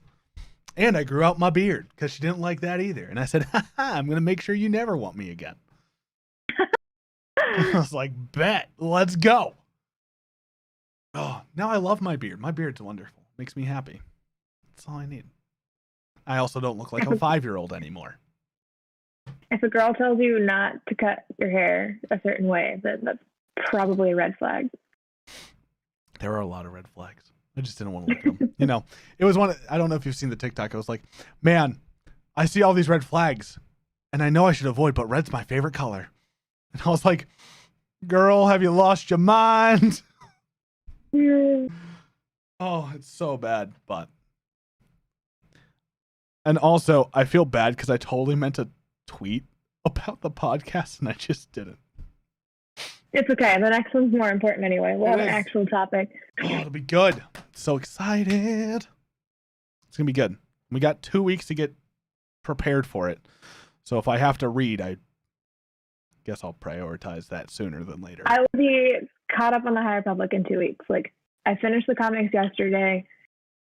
All 3 of them that are out right now. Oh, the 3rd one came out? Son of a... Well, no, the 3rd issue is not out. The 1st issue of High Republic Adventures, which is the younger IDW comic.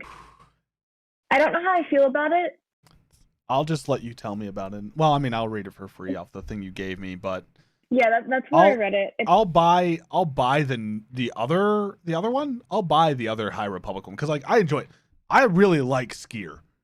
I'm really worried about him, but I really like him. After seeing the cover, I think it's for 5, where I forget the main character's name. I cannot keep the High Republic character. Yeah, I know who you're talking about though. That girl. Too many of them. Yeah, his Padawan. Holding him, I was like, this is not going to end well, is it? I was like, well, there's my heart. I see it on the cover. Well, I keep track of everything on Goodreads, and there was a guy who called Skier Lizard Daddy on his Goodreads review, and now he's Lizard Daddy. I'm here for it. I'm 100% here for it. Oh, I did see an interesting question that maybe we should talk about was, it was from Star Wars Explained. They were doing a Q&A, and one of the questions they got was, are the Jedi of the High Republic era more susceptible to falling to the dark side?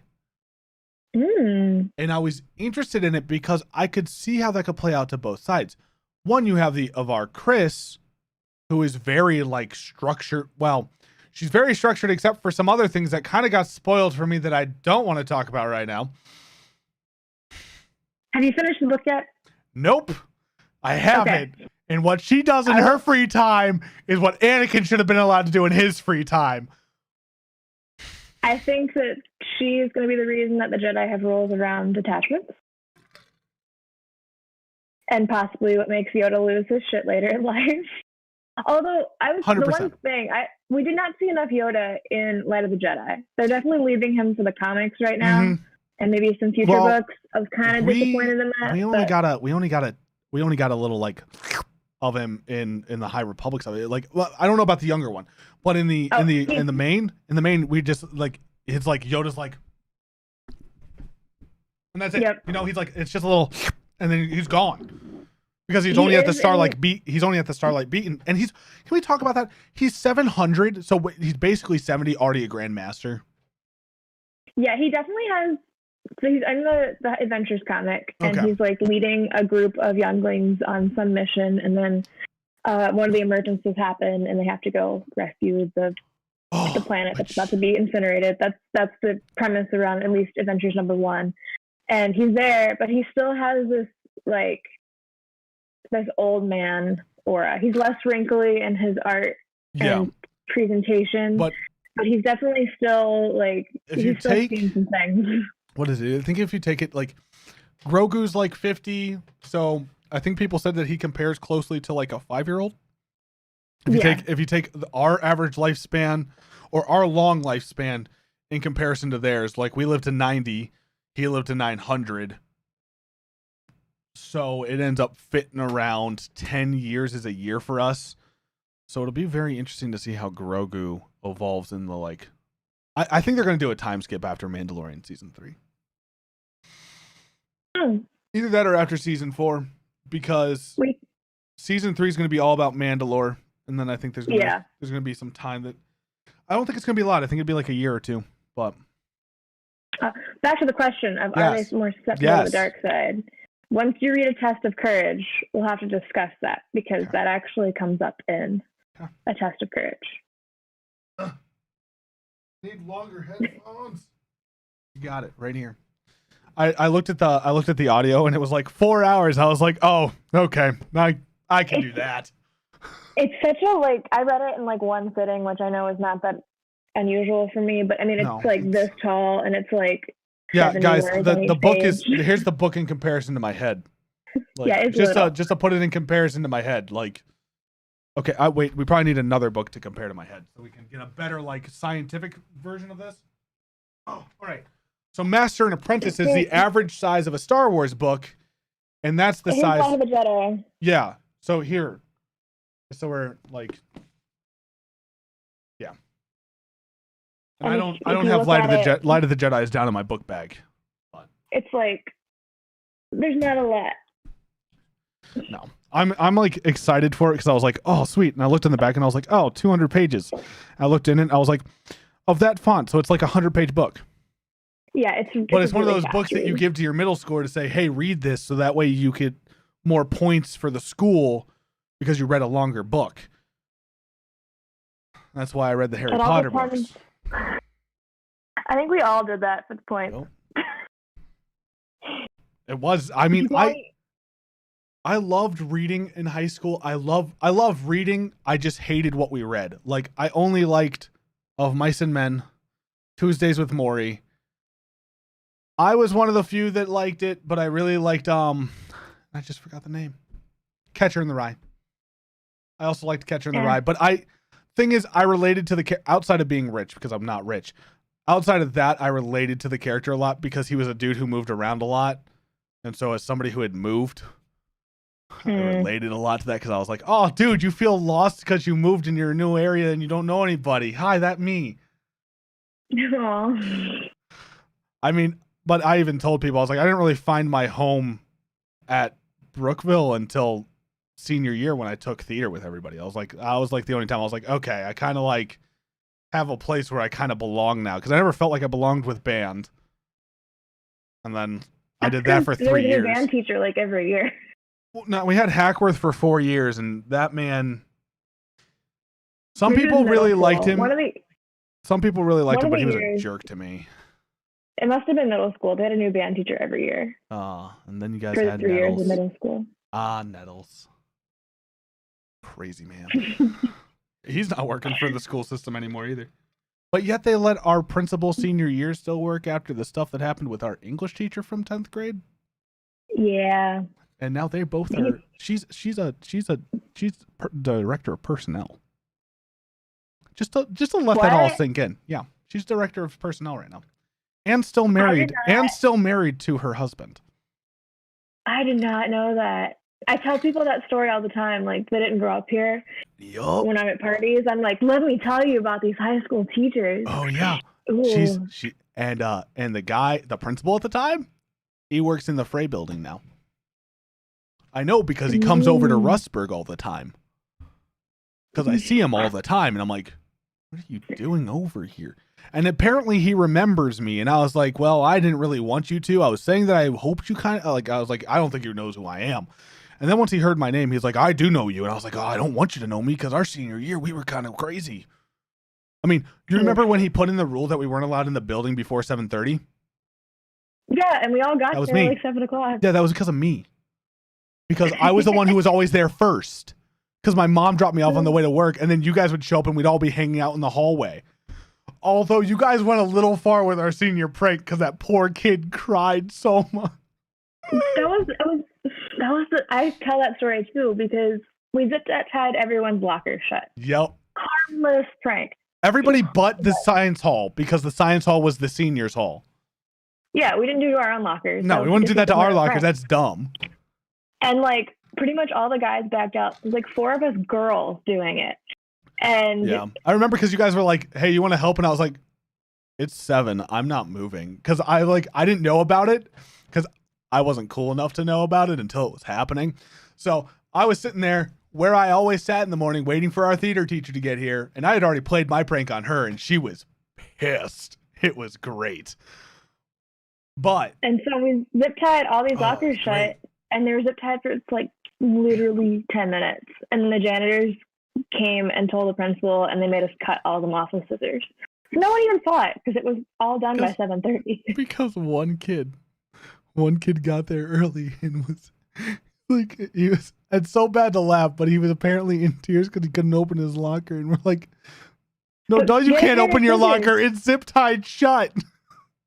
It literally took a pair of scissors to open it. Jarvis, don't eat that. Oh, it was ridiculous, but I was here for it. I loved everything because I remember sitting there and you came back and I was like, oh, so what happened? And she's like, you had to cut them all off. And I was like, what? Like, well, I'm glad I didn't move. I was convinced I was going to get in big trouble. And then I went home and told my mom and she's like, that's the dumbest thing I've ever heard. That they made you cut them off. Well, it was like the time that I thought I was going to get in big trouble because I cussed a kid off on the bus because he was bullying me.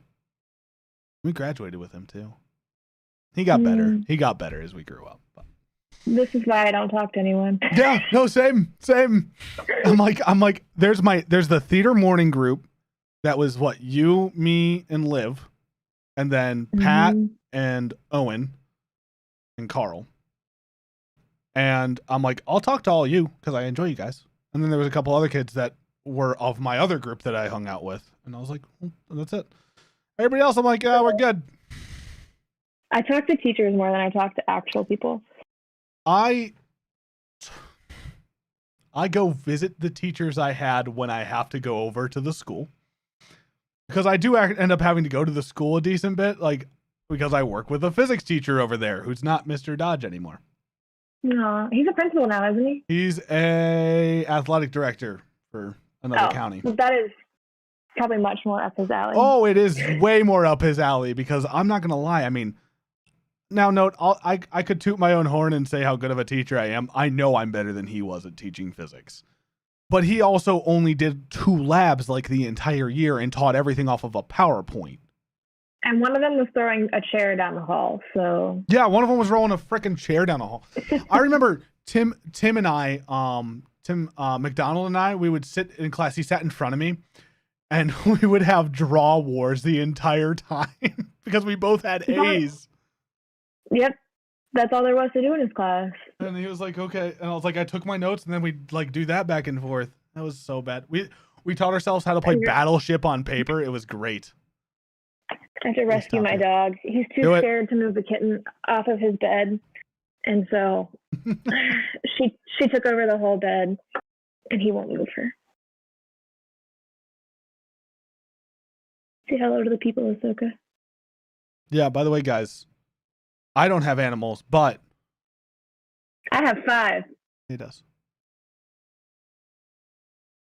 It's okay. My sister has her dog, and we had to put my dog that I've had since we moved here in high school, Bruno, which of course I'm sure you've seen all the pictures and all that stuff of Bruno. We had to put him down recently, which I don't know if you saw that tweet or not, but so now I go to my sister's house whenever I need to see a dog that I don't live with, because I live with my roommate's dog, who's a lot. I love her. She can be a lot, and we all know she can be a lot. So I'll go see my sister's dog, and then my sister's dog is also a lot, and I'm like, just can't win. Most dogs are a lot, actually. Jarvis is a lot. I'm like, and it's I'm going to be, I mean, now note, I want a dog that's a lot because I want a husky. I really do. End of the day, I want myself, well, again. There are a lot. They are a lot. But I mean, I'm a big dude. I'm 6'3", just a huge person. And cause like I'm taller than like, that's the thing too. Like I'm taller than I was when we were all in high school by a few inches. Like I know people would be like, oh, he got taller. Okay. But like, I just want a big dog and I don't know why, but my brain's just like, I want a huge dog. Huge. They are very cuddly. I will say. Jarvis he's not huge, but he's pretty big. That's all I need is an Alaskan Malamute that's going to be as long as I am so we can cuddle and just take up the whole bed. I don't have to have a significant other at that point because I have the dog. The dog is the whole bed. What do you need? Like, what? I'm going to find somebody. I'm going to date them. Sorry, that's the dog spot. It's the whole bed. I don't have a bed. Yep. I sleep on the dog. That would be the way it goes. Oh, man. Heck yeah. I'm still like... I'm like running off the high of it. I'm so hyped. It was such a happy today, guys. I'm happy. Newfoundland? A Newfoundland would cuddle too. You're right. I could go for a Newfoundland. Oh, I could name him Newfie. Newfie the Newfoundland. She stole my hair tie. I don't even know where any of mine are when I need them. But I don't either because she steals them. Oh, and do you have like nice ones too? I just grab like the cheapest like black elastic to put my hair up if I need it. This is one that I had. I got it to see if it worked. I need to buy more of them. These work really well. If I let my hair grow out to the point that I need them again, I'm probably going to have to look for some that are like not super bad. I also had this one on my wrist. I took them off because I was playing with them. See, scrunchie wise, I don't think I could pull off scrunchies. They don't stay very well. Yeah. I could pull off others, but I can't pull off a scrunchie. All right. Well, sweet. You're more than welcome to stay and talk for as long as you want. But if you have other stuff to do, I don't want to keep you here. I'm going to a friend's house at 7, so I'm going to go get ready for that. There we go. Sounds good. I wanted to give you an out just in case you needed it. You can go do whatever you need. I would love to stay. Next time, as of right now, I don't have plans, so I will stay a little longer. It'll be great. We can have lots more talks. And we might even do some post-show talks that are only for you guys because personally, I like a podcast that's only about an hour, maybe an hour and 20 max, because that's digestible. So yeah. We're not going to go too much after, but we'll have a post-show too. Why not? Like, I'm fine with that. We'll do whatever. If we're here and we're free, do it go up. For it. I mean, I stream anyway, so I'm going to be here for a while. So I'm all good with that. But I'm going to find something to do, chat. We'll talk. You know what, chat? Give me some ideas on what you guys would like to do as you guys say goodbye to Leah and thank her for being the co-host for this show because the show wouldn't happen without her. Okay. So I would not be able to do this alone. I can't ramble for that long I can, but I wouldn't be able to sustain it. So thank you so much for being willing to jump on this adventure with me. Yeah, thanks for having me. Glad to. Awesome. Well, then you go run off, go get ready and do your things. And I hope you have a good one. I'll make sure that the podcast stuff gets all taken care of and up by Sunday or Monday. Sounds It'll good. be episode 1. So excited. All right, have a good one. Oh, I turned off the camera frame. I want to turn off Discord. There we go. We did it, guys. We did it. Oh. Made it through episode 1. I was so excited. Oh, moved into couples chat. There we go. Perfect. Right where I'm supposed to be.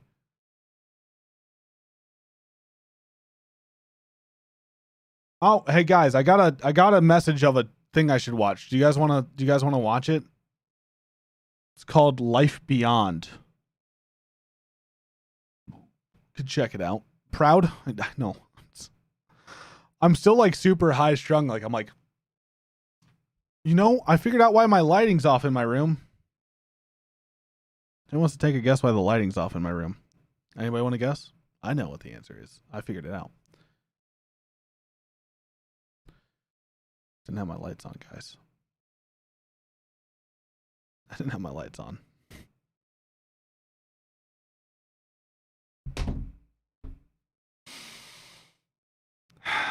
It didn't break.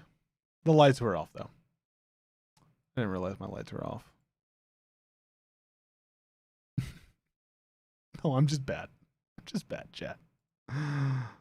I'm just bad. All right, let's go. I'm just bad at what I do. I'm a content creator. Why wasn't it on?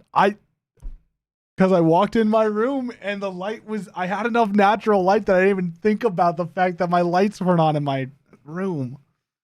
So my front lights were so off because I was like, oh. And I looked up and I went, why aren't my lights on? Oh, your laptop's being dumb. It's all good, bud.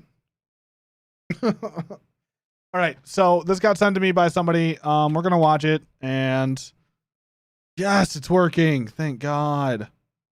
Let's go.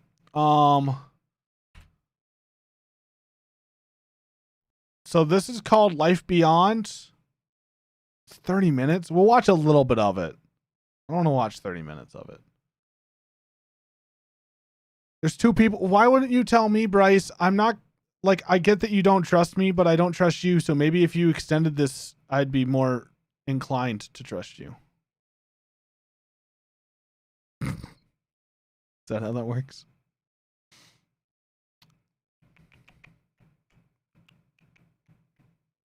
And I liked that. I did like it. Oh, wait, if you guys aren't a part of our subreddit, you guys need to do that. Pan and I started a subreddit. We're going to do things on here. I'll probably have you laugh. You'll lose challenges from you guys that I'll do. Panda's going to be doing memes. I got a meme on here. I got another one on here for Panda. It's going to be another meme. So if you guys want to do that stuff, go check that stuff out. Otherwise, this is what we're going to check out. So this is Life Beyond, Chapter 1, Alien Life, Deep Time, and Place in Our Cosmic History.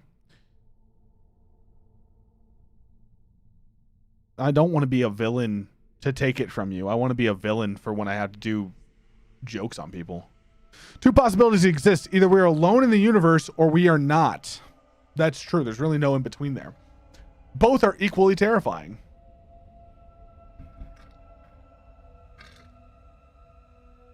In all of time, on all the planets of all the galaxies in space, what civilizations have risen? How's the volume for you guys? Is it too loud?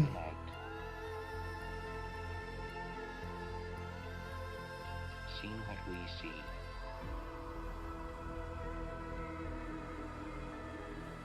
Asked the questions that we ask.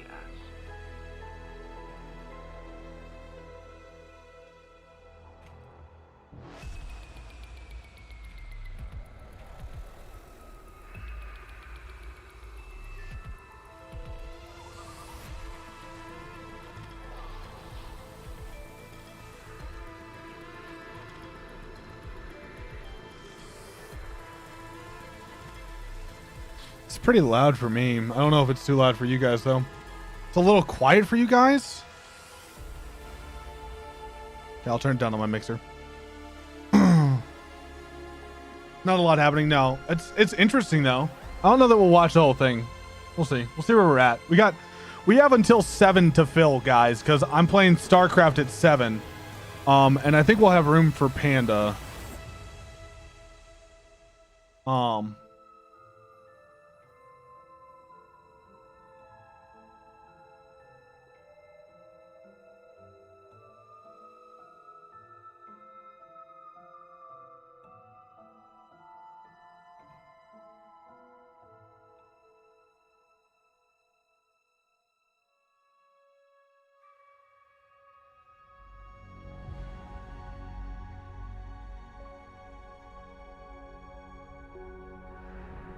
What we see around us is staggering complexity.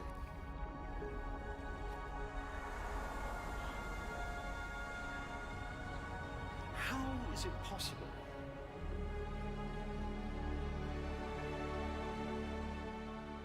Living organisms are created by chemistry. We are huge packages of chemicals. Now, what are the ideal conditions for chemistry? Well, first, you need energy.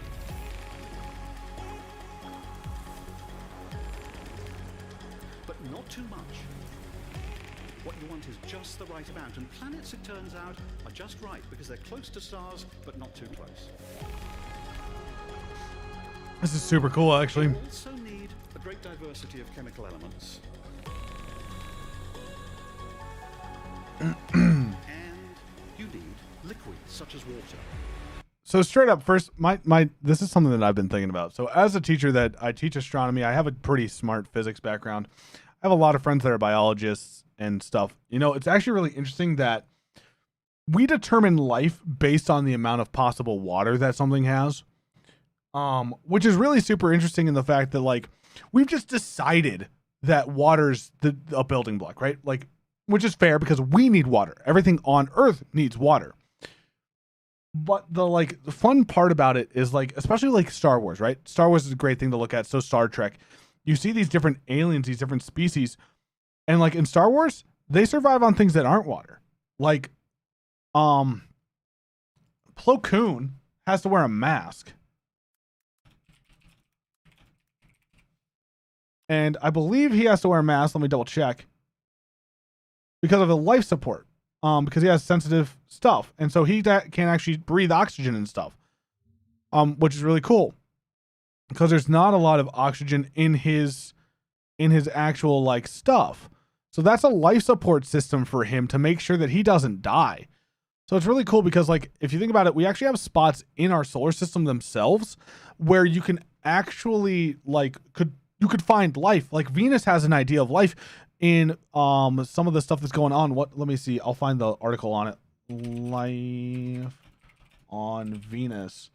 Because it's a really cool thing. I'll look at the New York Times one because there was others though. But basically they had an idea here that showed that, like, they found certain microbes they found stuff that comes from certain microbes, which is really, really cool. Is phosphine. They found phosphine, which is a chemical that comes off of certain type of microbes, which shows off life. And we've noticed it from life here on Earth. There's a couple of them that do it. And so they detected that. And so there's actual possibility that on the harshest planet to live on, like Mercury is not the harshest because Mercury doesn't really have it has a little bit of an atmosphere. It doesn't have a lot of an atmosphere. But the harshest planet to live on is Venus because of the massive amount of the greenhouse effect that's going on. There's possibility of life on there. And so, like, that's really super duper cool to think about because, like, there's a possibility of life on that planet, and there's really not a lot of liquid. Like, their liquid is like there's not water. There's like liquid sulfur, right? Like there's sulfur. They have sulfur rain. Like like so it's super cool when you think about it because it's like, yeah, it's the harshest to us. Exactly, right? Like, it's the harshest to us because of the crazy amount of heat that's there. So, like, it's just one of those things that I think is super cool to think about because, like, it's also got 1,300 pounds per square inch of pressure, where we're, like, at 14.7 pounds. Like, and that's at sea level, right? And it gets a little bit less as you go up, and then it gets more.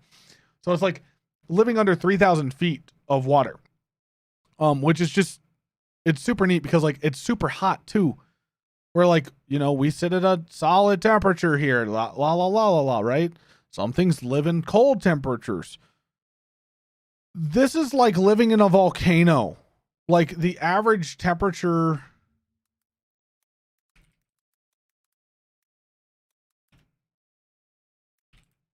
of Venus is 847 degrees Fahrenheit.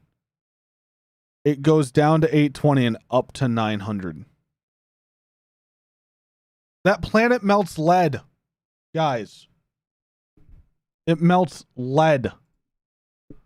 Like the lowest it gets, like it stays so consistent on how its temperature because of its atmosphere being so dense and everything. So it's cool to think about. And I'm interested that they chose to say that water's a liquid that's needed, because I don't know, like it's hard to say definitive proof, right? Because Sensora and I had this conversation. It's the philosophy of science behind it, where like, well, yeah, ice is a rock depending on where you're looking at it in the universe. Like, because ice on Neptune is harder than concrete. Like it can be just as hard as concrete, if not harder. So like it's a rock not on Earth. And we talk about everything in this reference of Earth. But like when we talk about gas planets, those planets aren't gas. They're not gas. Like those aren't gas. All the things that make up those planets, the things that make up Jupiter would be gas if they were on Earth. But they're liquids and plasmas in Jupiter, which is super cool. Yes, it does. It does actually. I've had that talk with my students before. So like, how do you make fire steam, right? So is fire then just steam? Oh my God. Is fire just steam? There's more to it than that. There's way more to it than that, because steam doesn't need a fuel source. But fire could be, I mean, I guess smoke would be its steam. No, I don't know. What would be considered steam in clouds at that point? Would it be smoke, or would it be like fire? Fire would be like that in between zone. It'd be like slush. I think fire would be slush, because it's kind of got that plasma-y. Slush does. Dang. That's how you do it, guys. Anyway, I think it's interesting that they're focusing on water having to be there, because water doesn't necessarily have to be there, but see? So there it is. Now, note, by the way, guys, these are the kind of conversations that made Sensoro like me after I had a terrible first impression. So if you ever have a bad first impression, just make them love your brain, because sometimes you got other problems, right? Oof.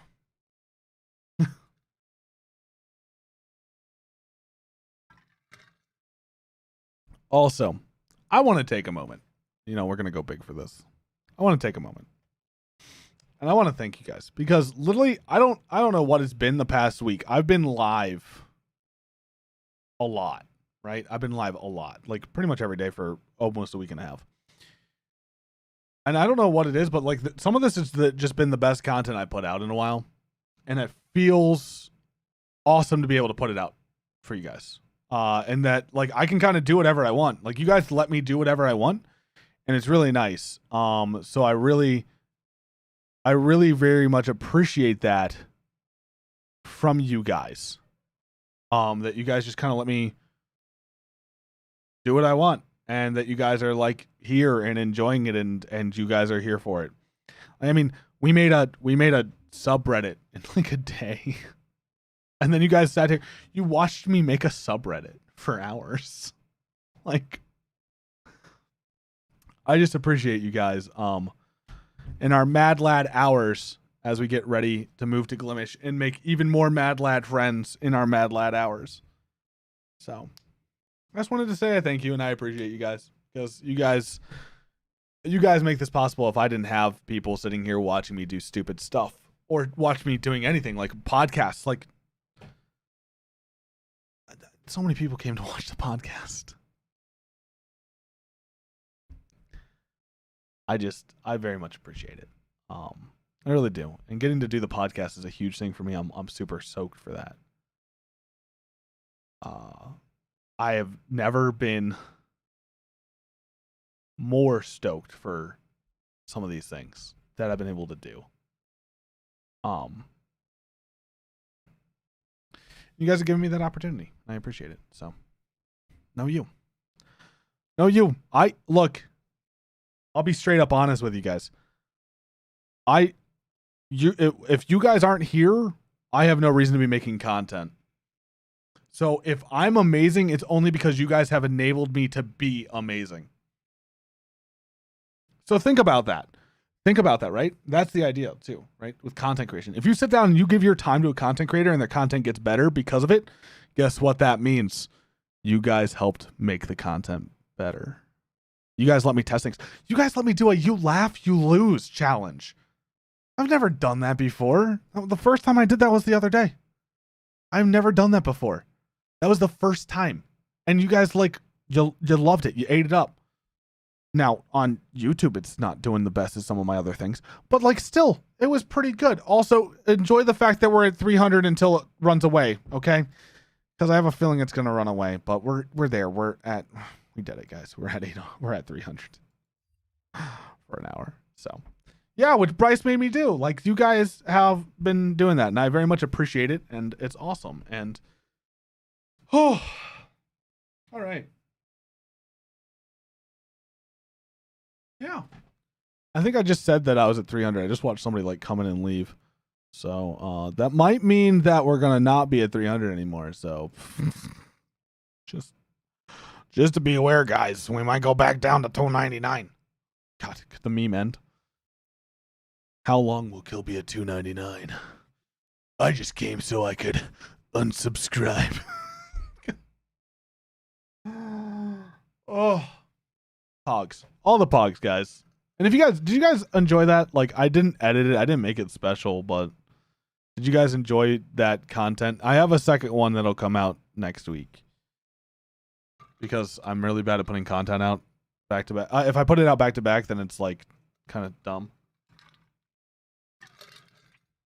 I'm also thinking of sitting and dredging through 3 hours of 3 to 4 hours of these things and do some stuff. So,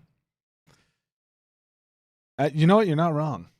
I have an application in here, and then I want to look at this application. It got accepted.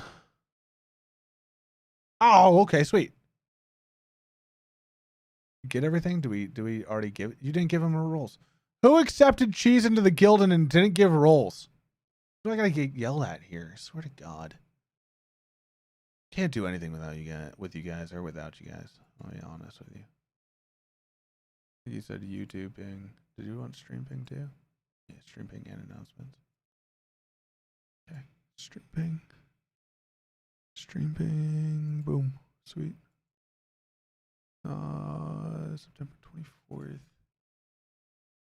September. Do you remember the 21st night of September?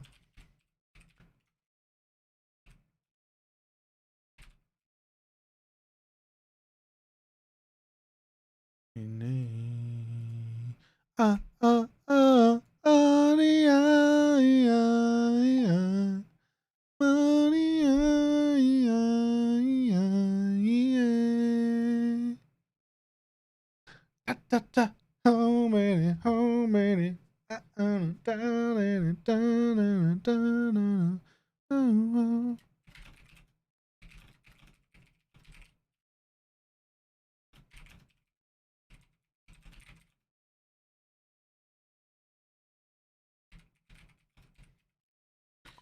All right.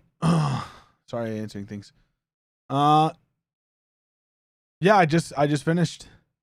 You had to get groceries. The deed is done. It's true. I think I'm at 300. We might be here for goodsies. Yo, what's up, Mel? How you doing? You gorgeous human being, you.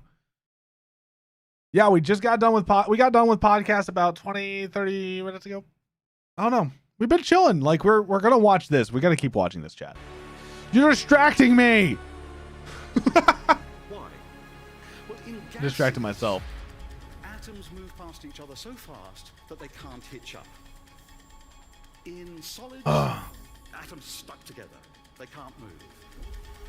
In liquids. Yes, Subway nice. Sandoz. Oh, camera, thanks. Sorry. Sorry.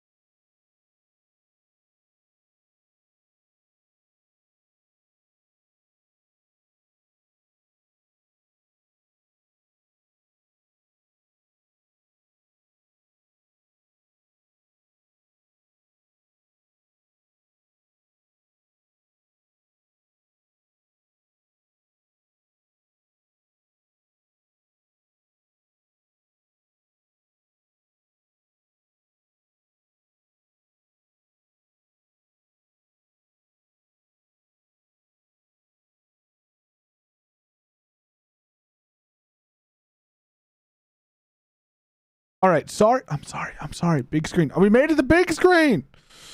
I can't handle how amazing you guys are. Okay. Straight up.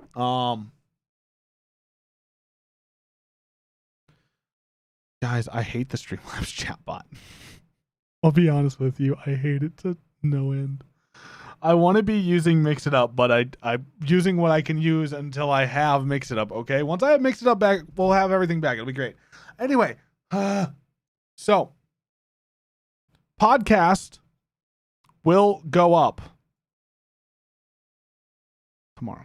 I'm going to set it to start doing things while we're watching this. We're watching this thing on Alien Life, Deep Time, and our place in the thing. So we're trying to we're listening to things, and I'm speculating on the fact that I kind of know science. Kind of know science.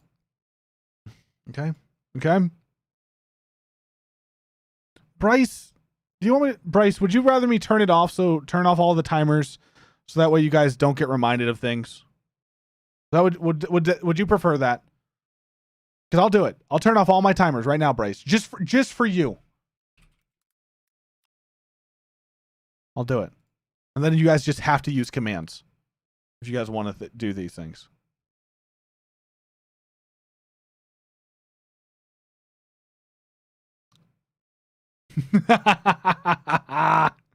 Mel's like, no, don't give in, Kill.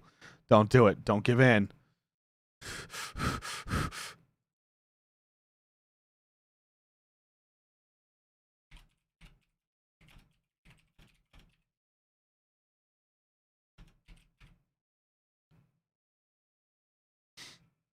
I don't know. Didn't think I'd get this far. All right, then. Let's keep watching. Liquid water is just so good for getting evolution going. Molecules can dissolve in the water, form more complex chains. I'm glad that you guys can be understanding of me not wanting to do it. Planets are great.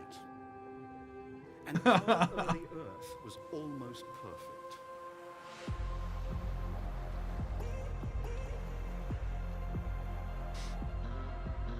Links. You guys don't even know all my commands. It's socials. I think it's social media. I don't know. Could be Linktree, for all I remember. What is it? And deep beneath those oceans, at cracks in the Earth's crust, fantastic chemistry began to happen. And atoms combined in all sorts of... It's not social. Don't use social. Don't use social. Oh, it's turned off. Thank God. I think it's linked. I don't know. Yeah, shout out Mel. That's a good one. But she needs one more X on the end of her name.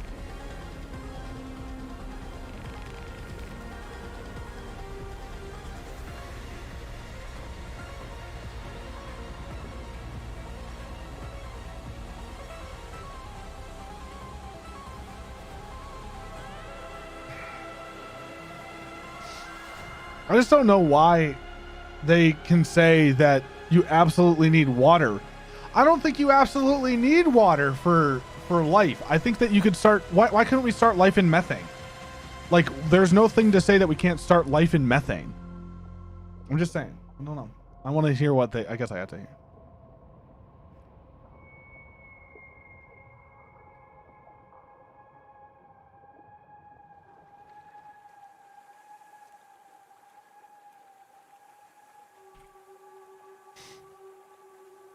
Yes. On a subatomic level, it is.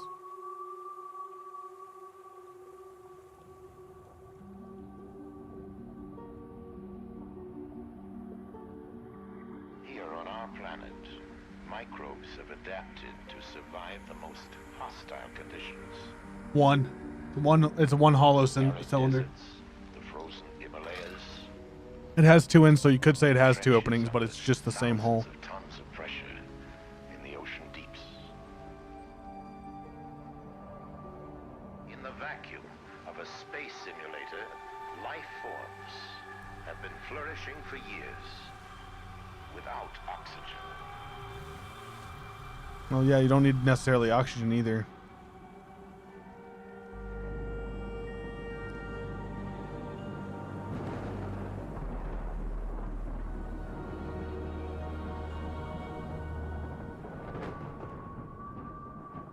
Yep.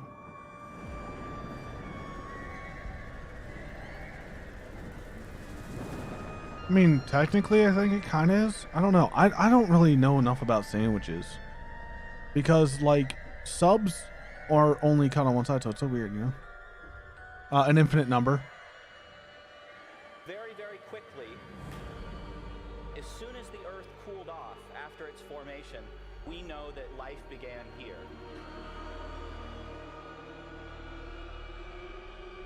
Because it happened quickly here on Earth, we think it's going to happen quickly on other planets as well. No, but it's taken much longer to happen on, like, Venus.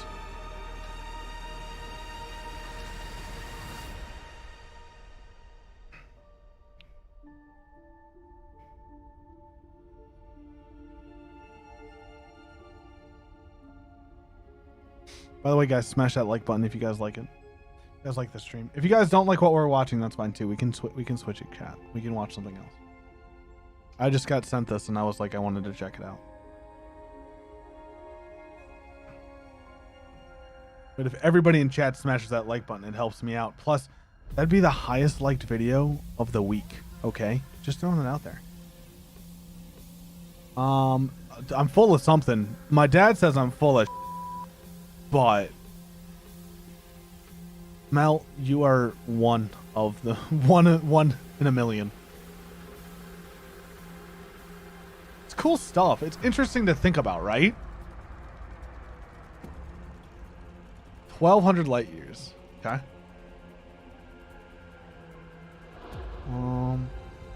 Can you see the top layer of cheese, Sensoru? Because if you can't see the top layer of cheese, then I'd say no.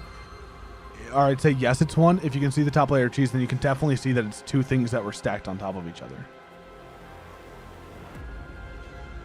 So I think that that's the thing. But I'm not going to complain. Lasagna is lasagna. I'm going to eat it anyway. But if I had to say it, you know. So it's showing us all these water-based planets, which is cool. Don't get me wrong. Water-based planets are neat. But like, that's not. I don't know. I have a problem with that. We know that the It's galaxy okay. is awash in water. Water's not as uncommon as we like people It's to think it awash is. in organic molecules and complex chemistry. All of the things that we know were 'Cause it's just necessary for life two to be on hydrogen this atoms planet and an exist oxygen in atom. abundance throughout the galaxy. And there's a lot of hydrogen and oxygen. Oh my gosh. If we had flying manta rays, Did something I would love similar that. to what happened on our own planet I would love that, happen chat. on those other planets?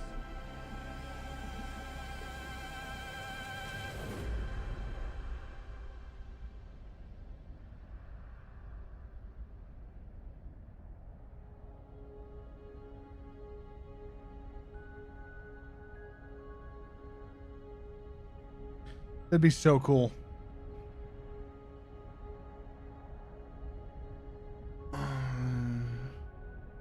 Oh, that's neat. I know that. No, he's full of sandwich. like every honorary millennial, he's full of depression. Every millennial's full of some depression. There you go. Ah, hi. Yes, I'm sorry. Okay, but do you guys want me to do ASMR?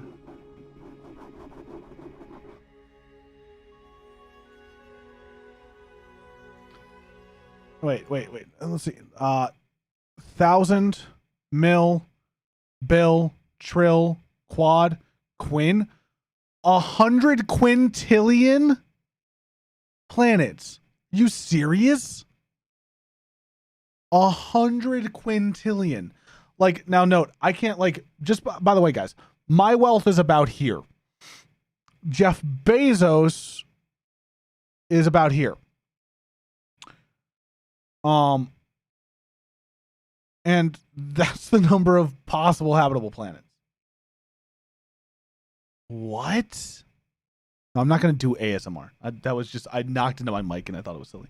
I could read you guys a story, though. If you guys want, I can read you a bedtime story. This is what my streams turned into, guys. Anyway, I will continue. 10 minutes of the way through already, though. This is cool.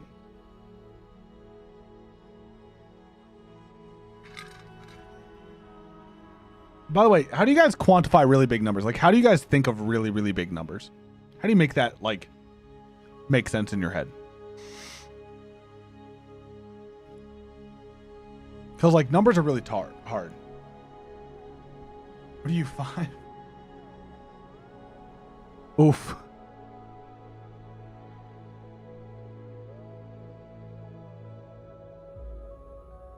God. Just believing that there's 100 quintillion planets.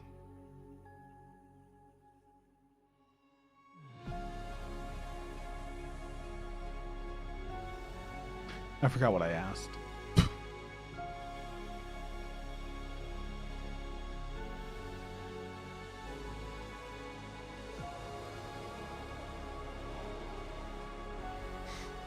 This is so cool.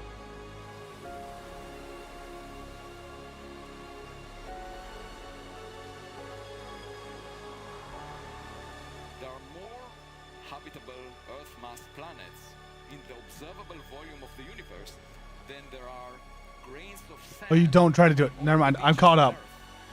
Right, Sarah? I'm caught up. I remember what I asked.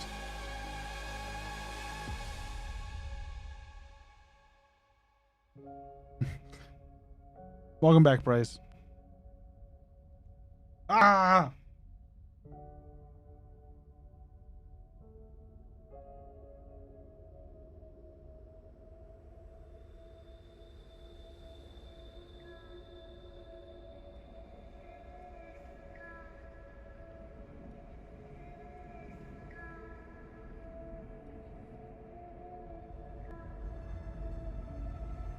This is Life Beyond, Chapter 1, Alien Life, Deep Time, and Our Place in Cosmic History. In 4K.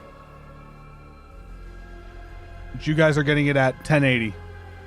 Well, you guys are getting it at 720. I think that's my resolution, is 720? Hold on. Yep.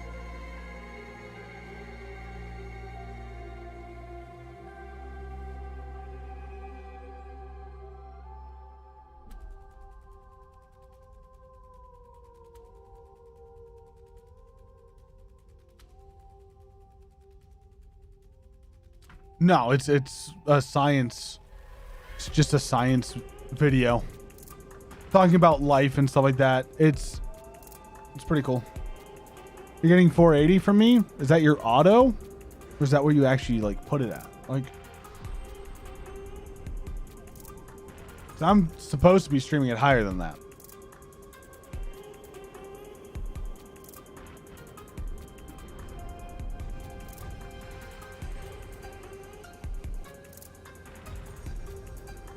Yeah, I can go up to 720 on mine.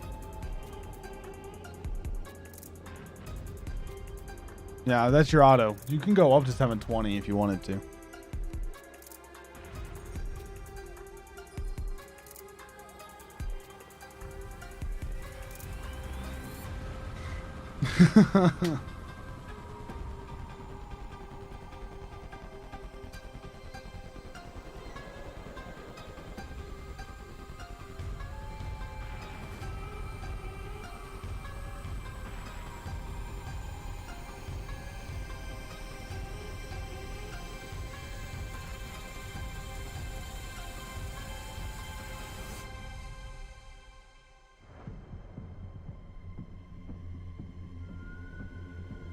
That's fair, Mel. I completely understand that too.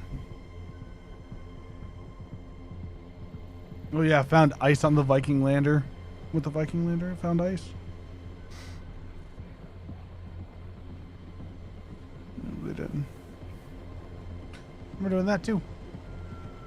And we're talking about that in the science class.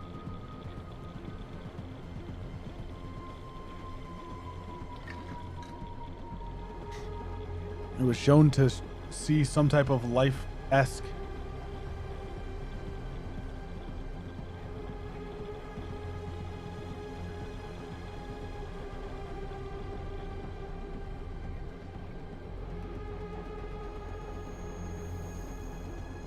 The discovery of just one bacteria on Mars, or any other body of the solar system, would indicate that the whole chain of evolutions cosmic, chemical, and biological, Yeah, is at work everywhere. pretty sure I do. In that case, the creation of life anywhere in the universe would be more the rule than the exception. Yeah, there's this idea that we're the exception. I don't think we are, but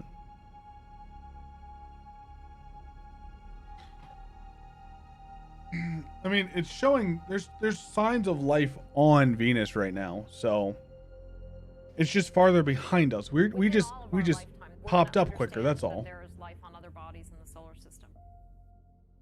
Plus, there could be stuff on some of the moons near Jupiter too, and in the moons of Saturn. I think Titan. We're Like, going to understand the implications of that for evolution of life here on Earth. We're going to find planets around other stars that we can say we see potential signs of habitability in their atmospheres. no, like we can get to them. This isn't Star Wars, sadly. That's Don't have gonna happen hyperspace. in the next 10 to 20 years. How exciting is that? We're on the verge of things that people have wondered about for millennia. Are we alone? And here we are on the verge of finding that out.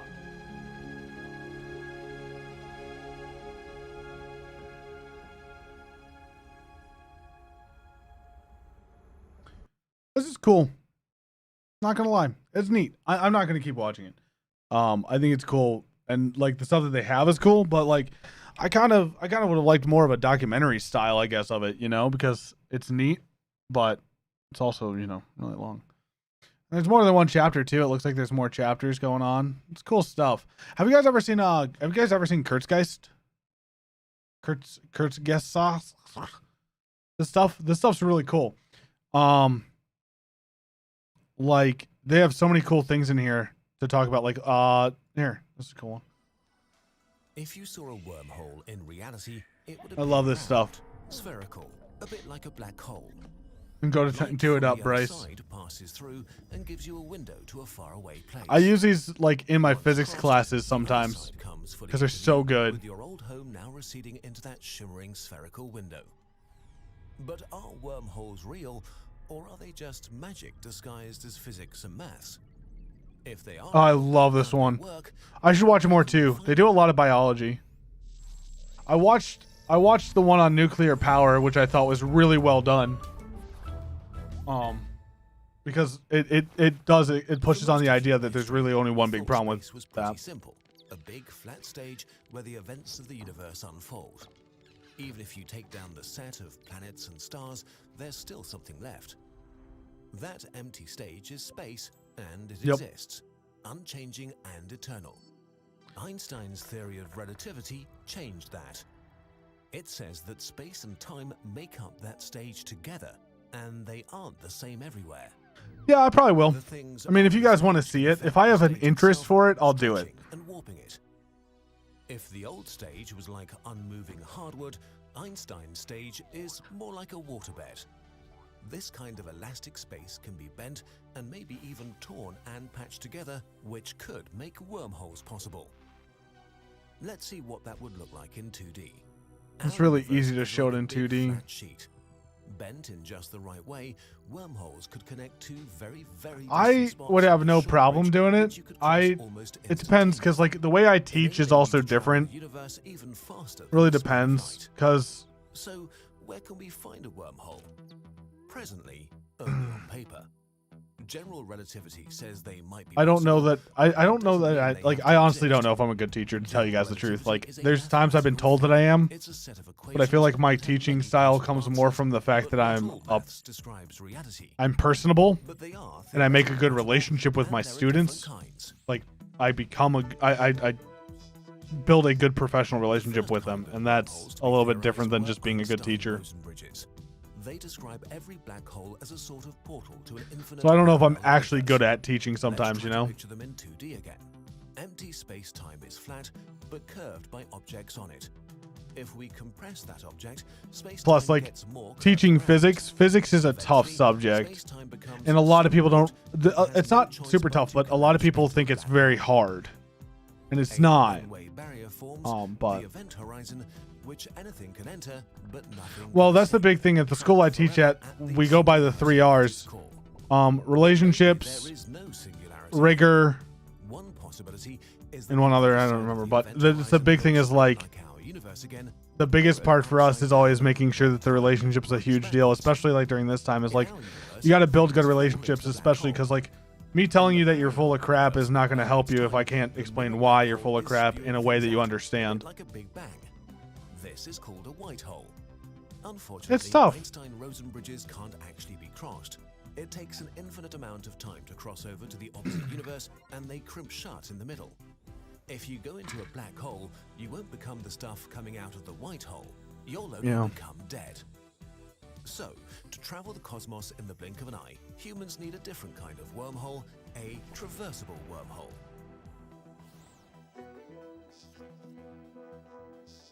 If string theory, or one of its variations, is the correct description of our universe, then we could be lucky, and our universe might even have a tangled web of countless wormholes already. Shortly after the Big Bang, quantum fluctuations in the universe at the smallest scales, far, far smaller than an atom, may have created many, many traversable wormholes. Yeah, 17 degrees Threaded smaller. through them are strings, called cosmic strings. In the first billionth of a trillionth of a 17 second magnitudes. after the Big Bang, Sorry. the ends of these tiny, tiny wormholes were pulled light years apart, scattering them through the universe. If wormholes were made in the early universe, whether with cosmic strings or some other way, they could be all over, just waiting to be discovered.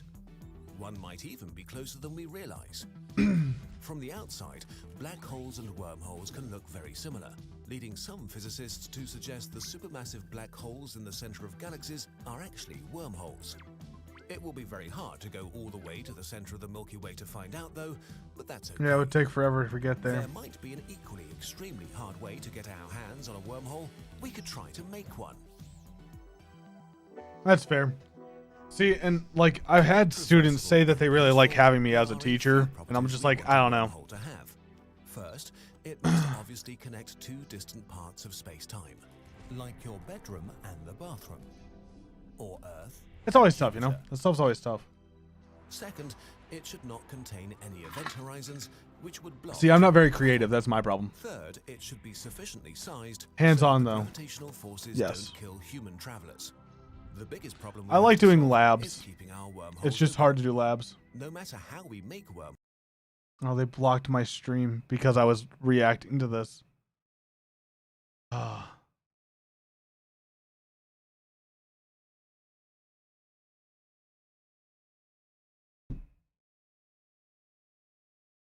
Oh, gotta love it.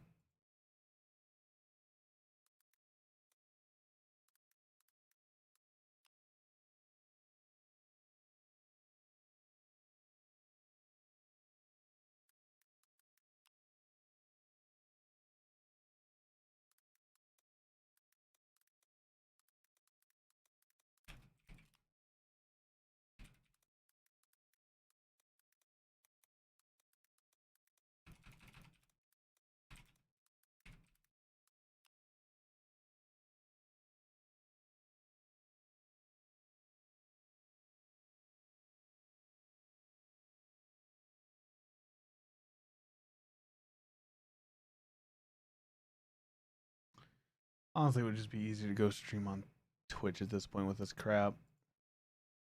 Like, talking and learning about things together should not be, like, frowned upon.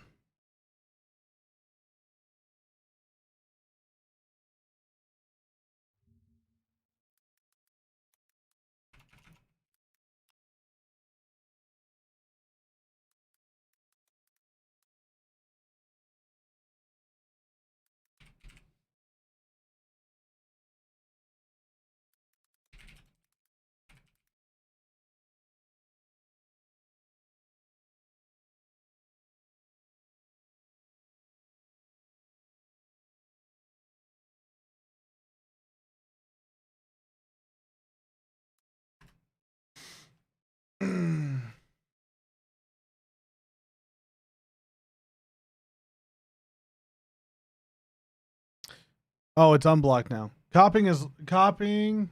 Sorry, learning is copywritten. Just so we're aware. That's all.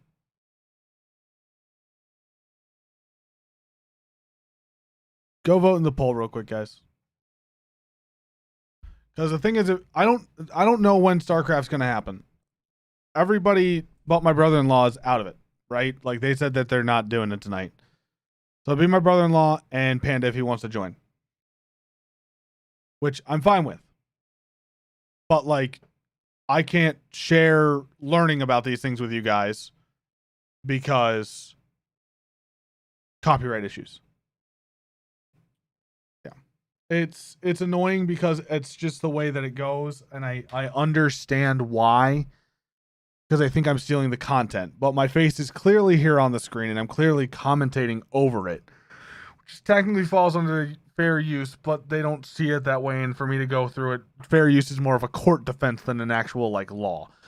So it's just one of those things of, do we make the choice, do we go to Twitch for the night and just deal with it so that way we can still do this stuff if we want to, or do we want to go do something else? Because I mean, in all honesty, I don't really care where I'm streaming until we're on Glimish. If you guys want to take clips and stuff, the best place for me to be is on Twitch. If you guys want me to be here, that's fine. I don't care. I just don't want you guys to sub to me on Twitch. That's it. That's my only thing. I just don't want you guys to sub. Otherwise, I don't really care where I'm at. Like, I just don't want you guys to give me money on Twitch. I don't want you to give me money on Twitch because I don't trust them. Which is fine. That's fine.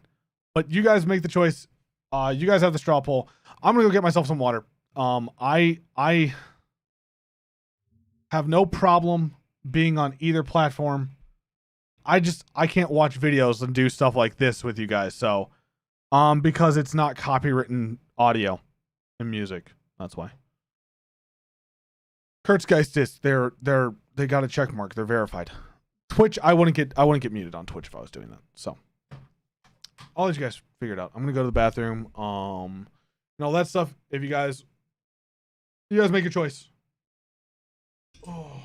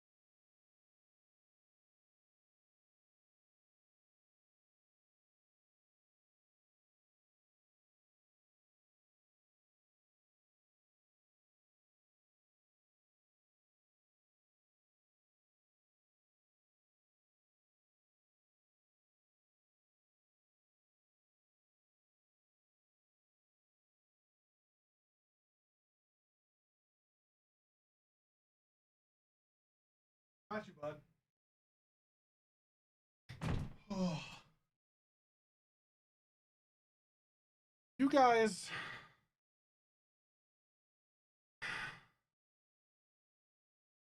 You guys.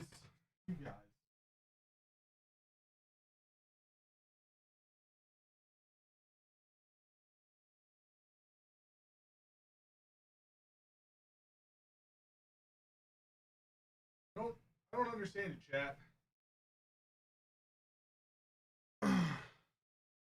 Really don't. You guys baffle me. Oh, okay, we'll stay here. We just can't watch any fun videos like that, though. Like, that's just the way it goes. No, we're not above the law. It's just what I was doing technically wasn't against the law. Wasn't trying to steal their content. Well, we can't watch fun videos that way. So, here's the thing. I just want to make this perfectly clear with this this right here, okay? I don't care. Like if you're not voting for Twitch because you're like I stand kill, you don't have to. If you're being lazy, that's understandable too, because we're already here tonight. But I am saying in general, as long as you guys just don't donate, don't sub, I'm fine. I'm fine wherever. Heck, I can't even stop you guys. Like, you guys could go to my Twitch right now and sub if you wanted to. It's still up. You guys could still donate bits. I'm not going to stop you. I can't stop you. Just ask you not to. So, I really don't care where we are. I just know that if we want to keep doing what we've been doing, which is like watching the stuff we've been watching, and having those discussions about education and stuff and seeing these educational tools and learning, I can't do that on YouTube. Obviously, like the stream just got blocked for 5 minutes. So I don't care either. I don't care at all. I literally just want to make content that you guys appreciate. If you guys will appreciate the content over there, then I'll literally put in my title Glimish Countdown. You could go to the Patreon. It's only like 3 people have access to streams there. But I just want you guys to know that that's not, you don't have to be like I stand kill. He's just saying it. I'm not. I am 100% fine wherever we go. 100%. And I will be glad to go and continue watching videos like the Kurtzgeist videos on Twitch if that's what you guys want to do. Otherwise, we can't. Like, we can't watch anything like that because it is copywritten. Even though I'm putting commentary over it, YouTube can't recognize that because it's a bot. The bot goes, "Oh my gosh, I'm seeing copywritten stuff. Stop it." It's not a peer by peer. Like if a YouTube employee came by, they'd be like, "Oh yeah, no, I see what he's doing. He's talking over it. He's not taking away from it." So that's the thing. Like I'm not stealing the content and reposting.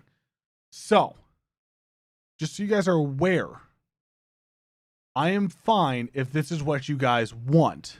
We'll be here. That's fine. I just do not give a ever living where we are right now. And I just want to be able to bring you guys the content that you're enjoying. That's all. So that's why I'm asking. I'm not saying it because I need you guys to do one thing or the other. I'm just saying it because I want you guys to get the stuff that you guys are watching and enjoy it and continue it to work for you guys. Twitch is a better spot for a lot of that stuff for live streaming. YouTube's not. Sucks, but it's not. You can't do reaction videos and stuff like that well here. Now, don't get me wrong. Twitch is bad too. Twitch has a lot of its own problems, which is why we're moving to Glimish, right? We're moving to Glimish on March 2nd. We got like a few days. So 8, 9, 10 days. 10 days we're going to be over there. So that's the plan for me. So other than that, I don't give a ever living rat's booty hole what we do.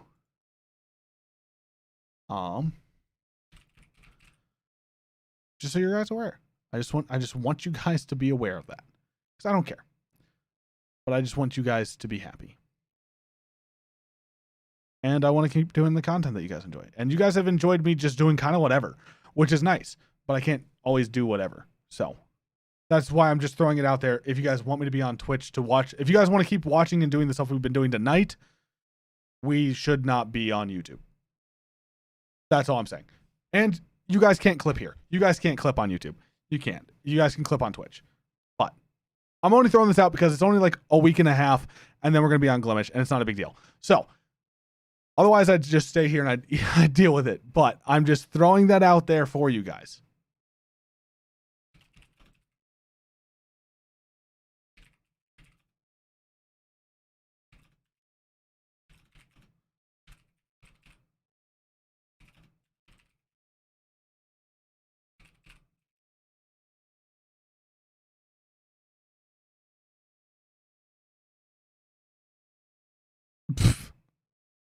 Morse code rant? Yeah. It could.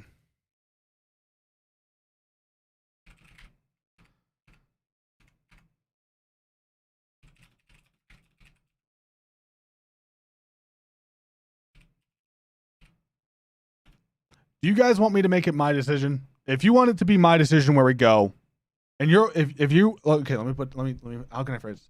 If you do not care where we are, and you'll be there no matter what, right? You're gonna be there no matter what. And you don't care where we're at. If you want me to just make the choice on where to go, because I'm kind of fighting you guys on it, put a 1 in chat. If you want me to just go by the vote and what it said, put a 2 in chat. So 2 if you stand for the vote, 1 if you want me to just make a choice and do it.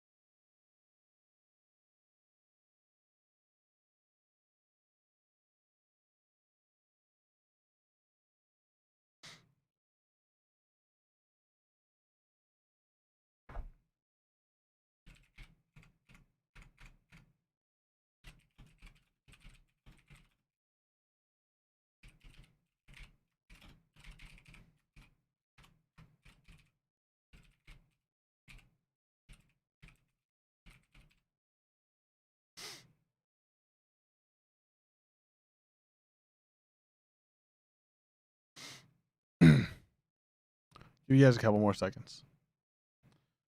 Because I understand and I don't just I liked what I was doing. I want to do it without having any problems. Plus, what better way to say, hey, come follow me on a better platform than the one that I have the most following on right now.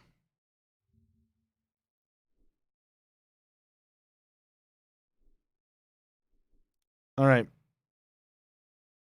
There are no other votes. We are going to go.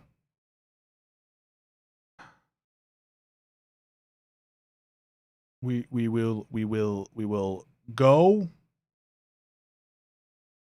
here to this one. You.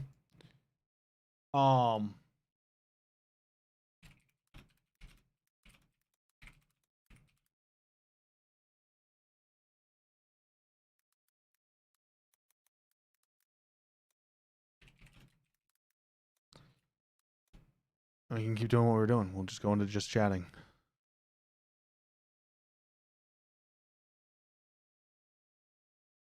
Sound good? We'll go to this one. We'll go to it and we'll do the thing.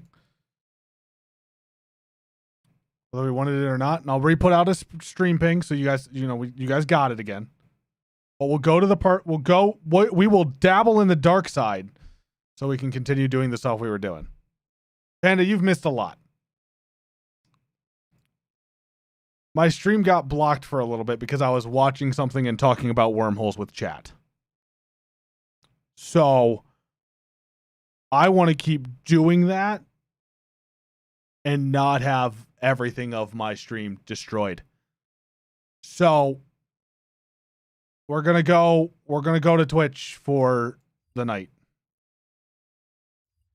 Maybe a couple nights, who knows? Maybe I don't care. I don't care what happens to that channel. I don't care what happens to my YouTube because Glimish is going to be a big thing. So yeah, I was commenting over it, and because it's copywritten, because Kurtzgeit is a very, very famous one, they shut my whole stream down for like 5 minutes. It was annoying. So I've been having the most fun doing these things where we're just watching videos and talking and doing stuff. And so I just want to keep making the content. So I will be live over there in about 5 seconds. I'll see you guys soon.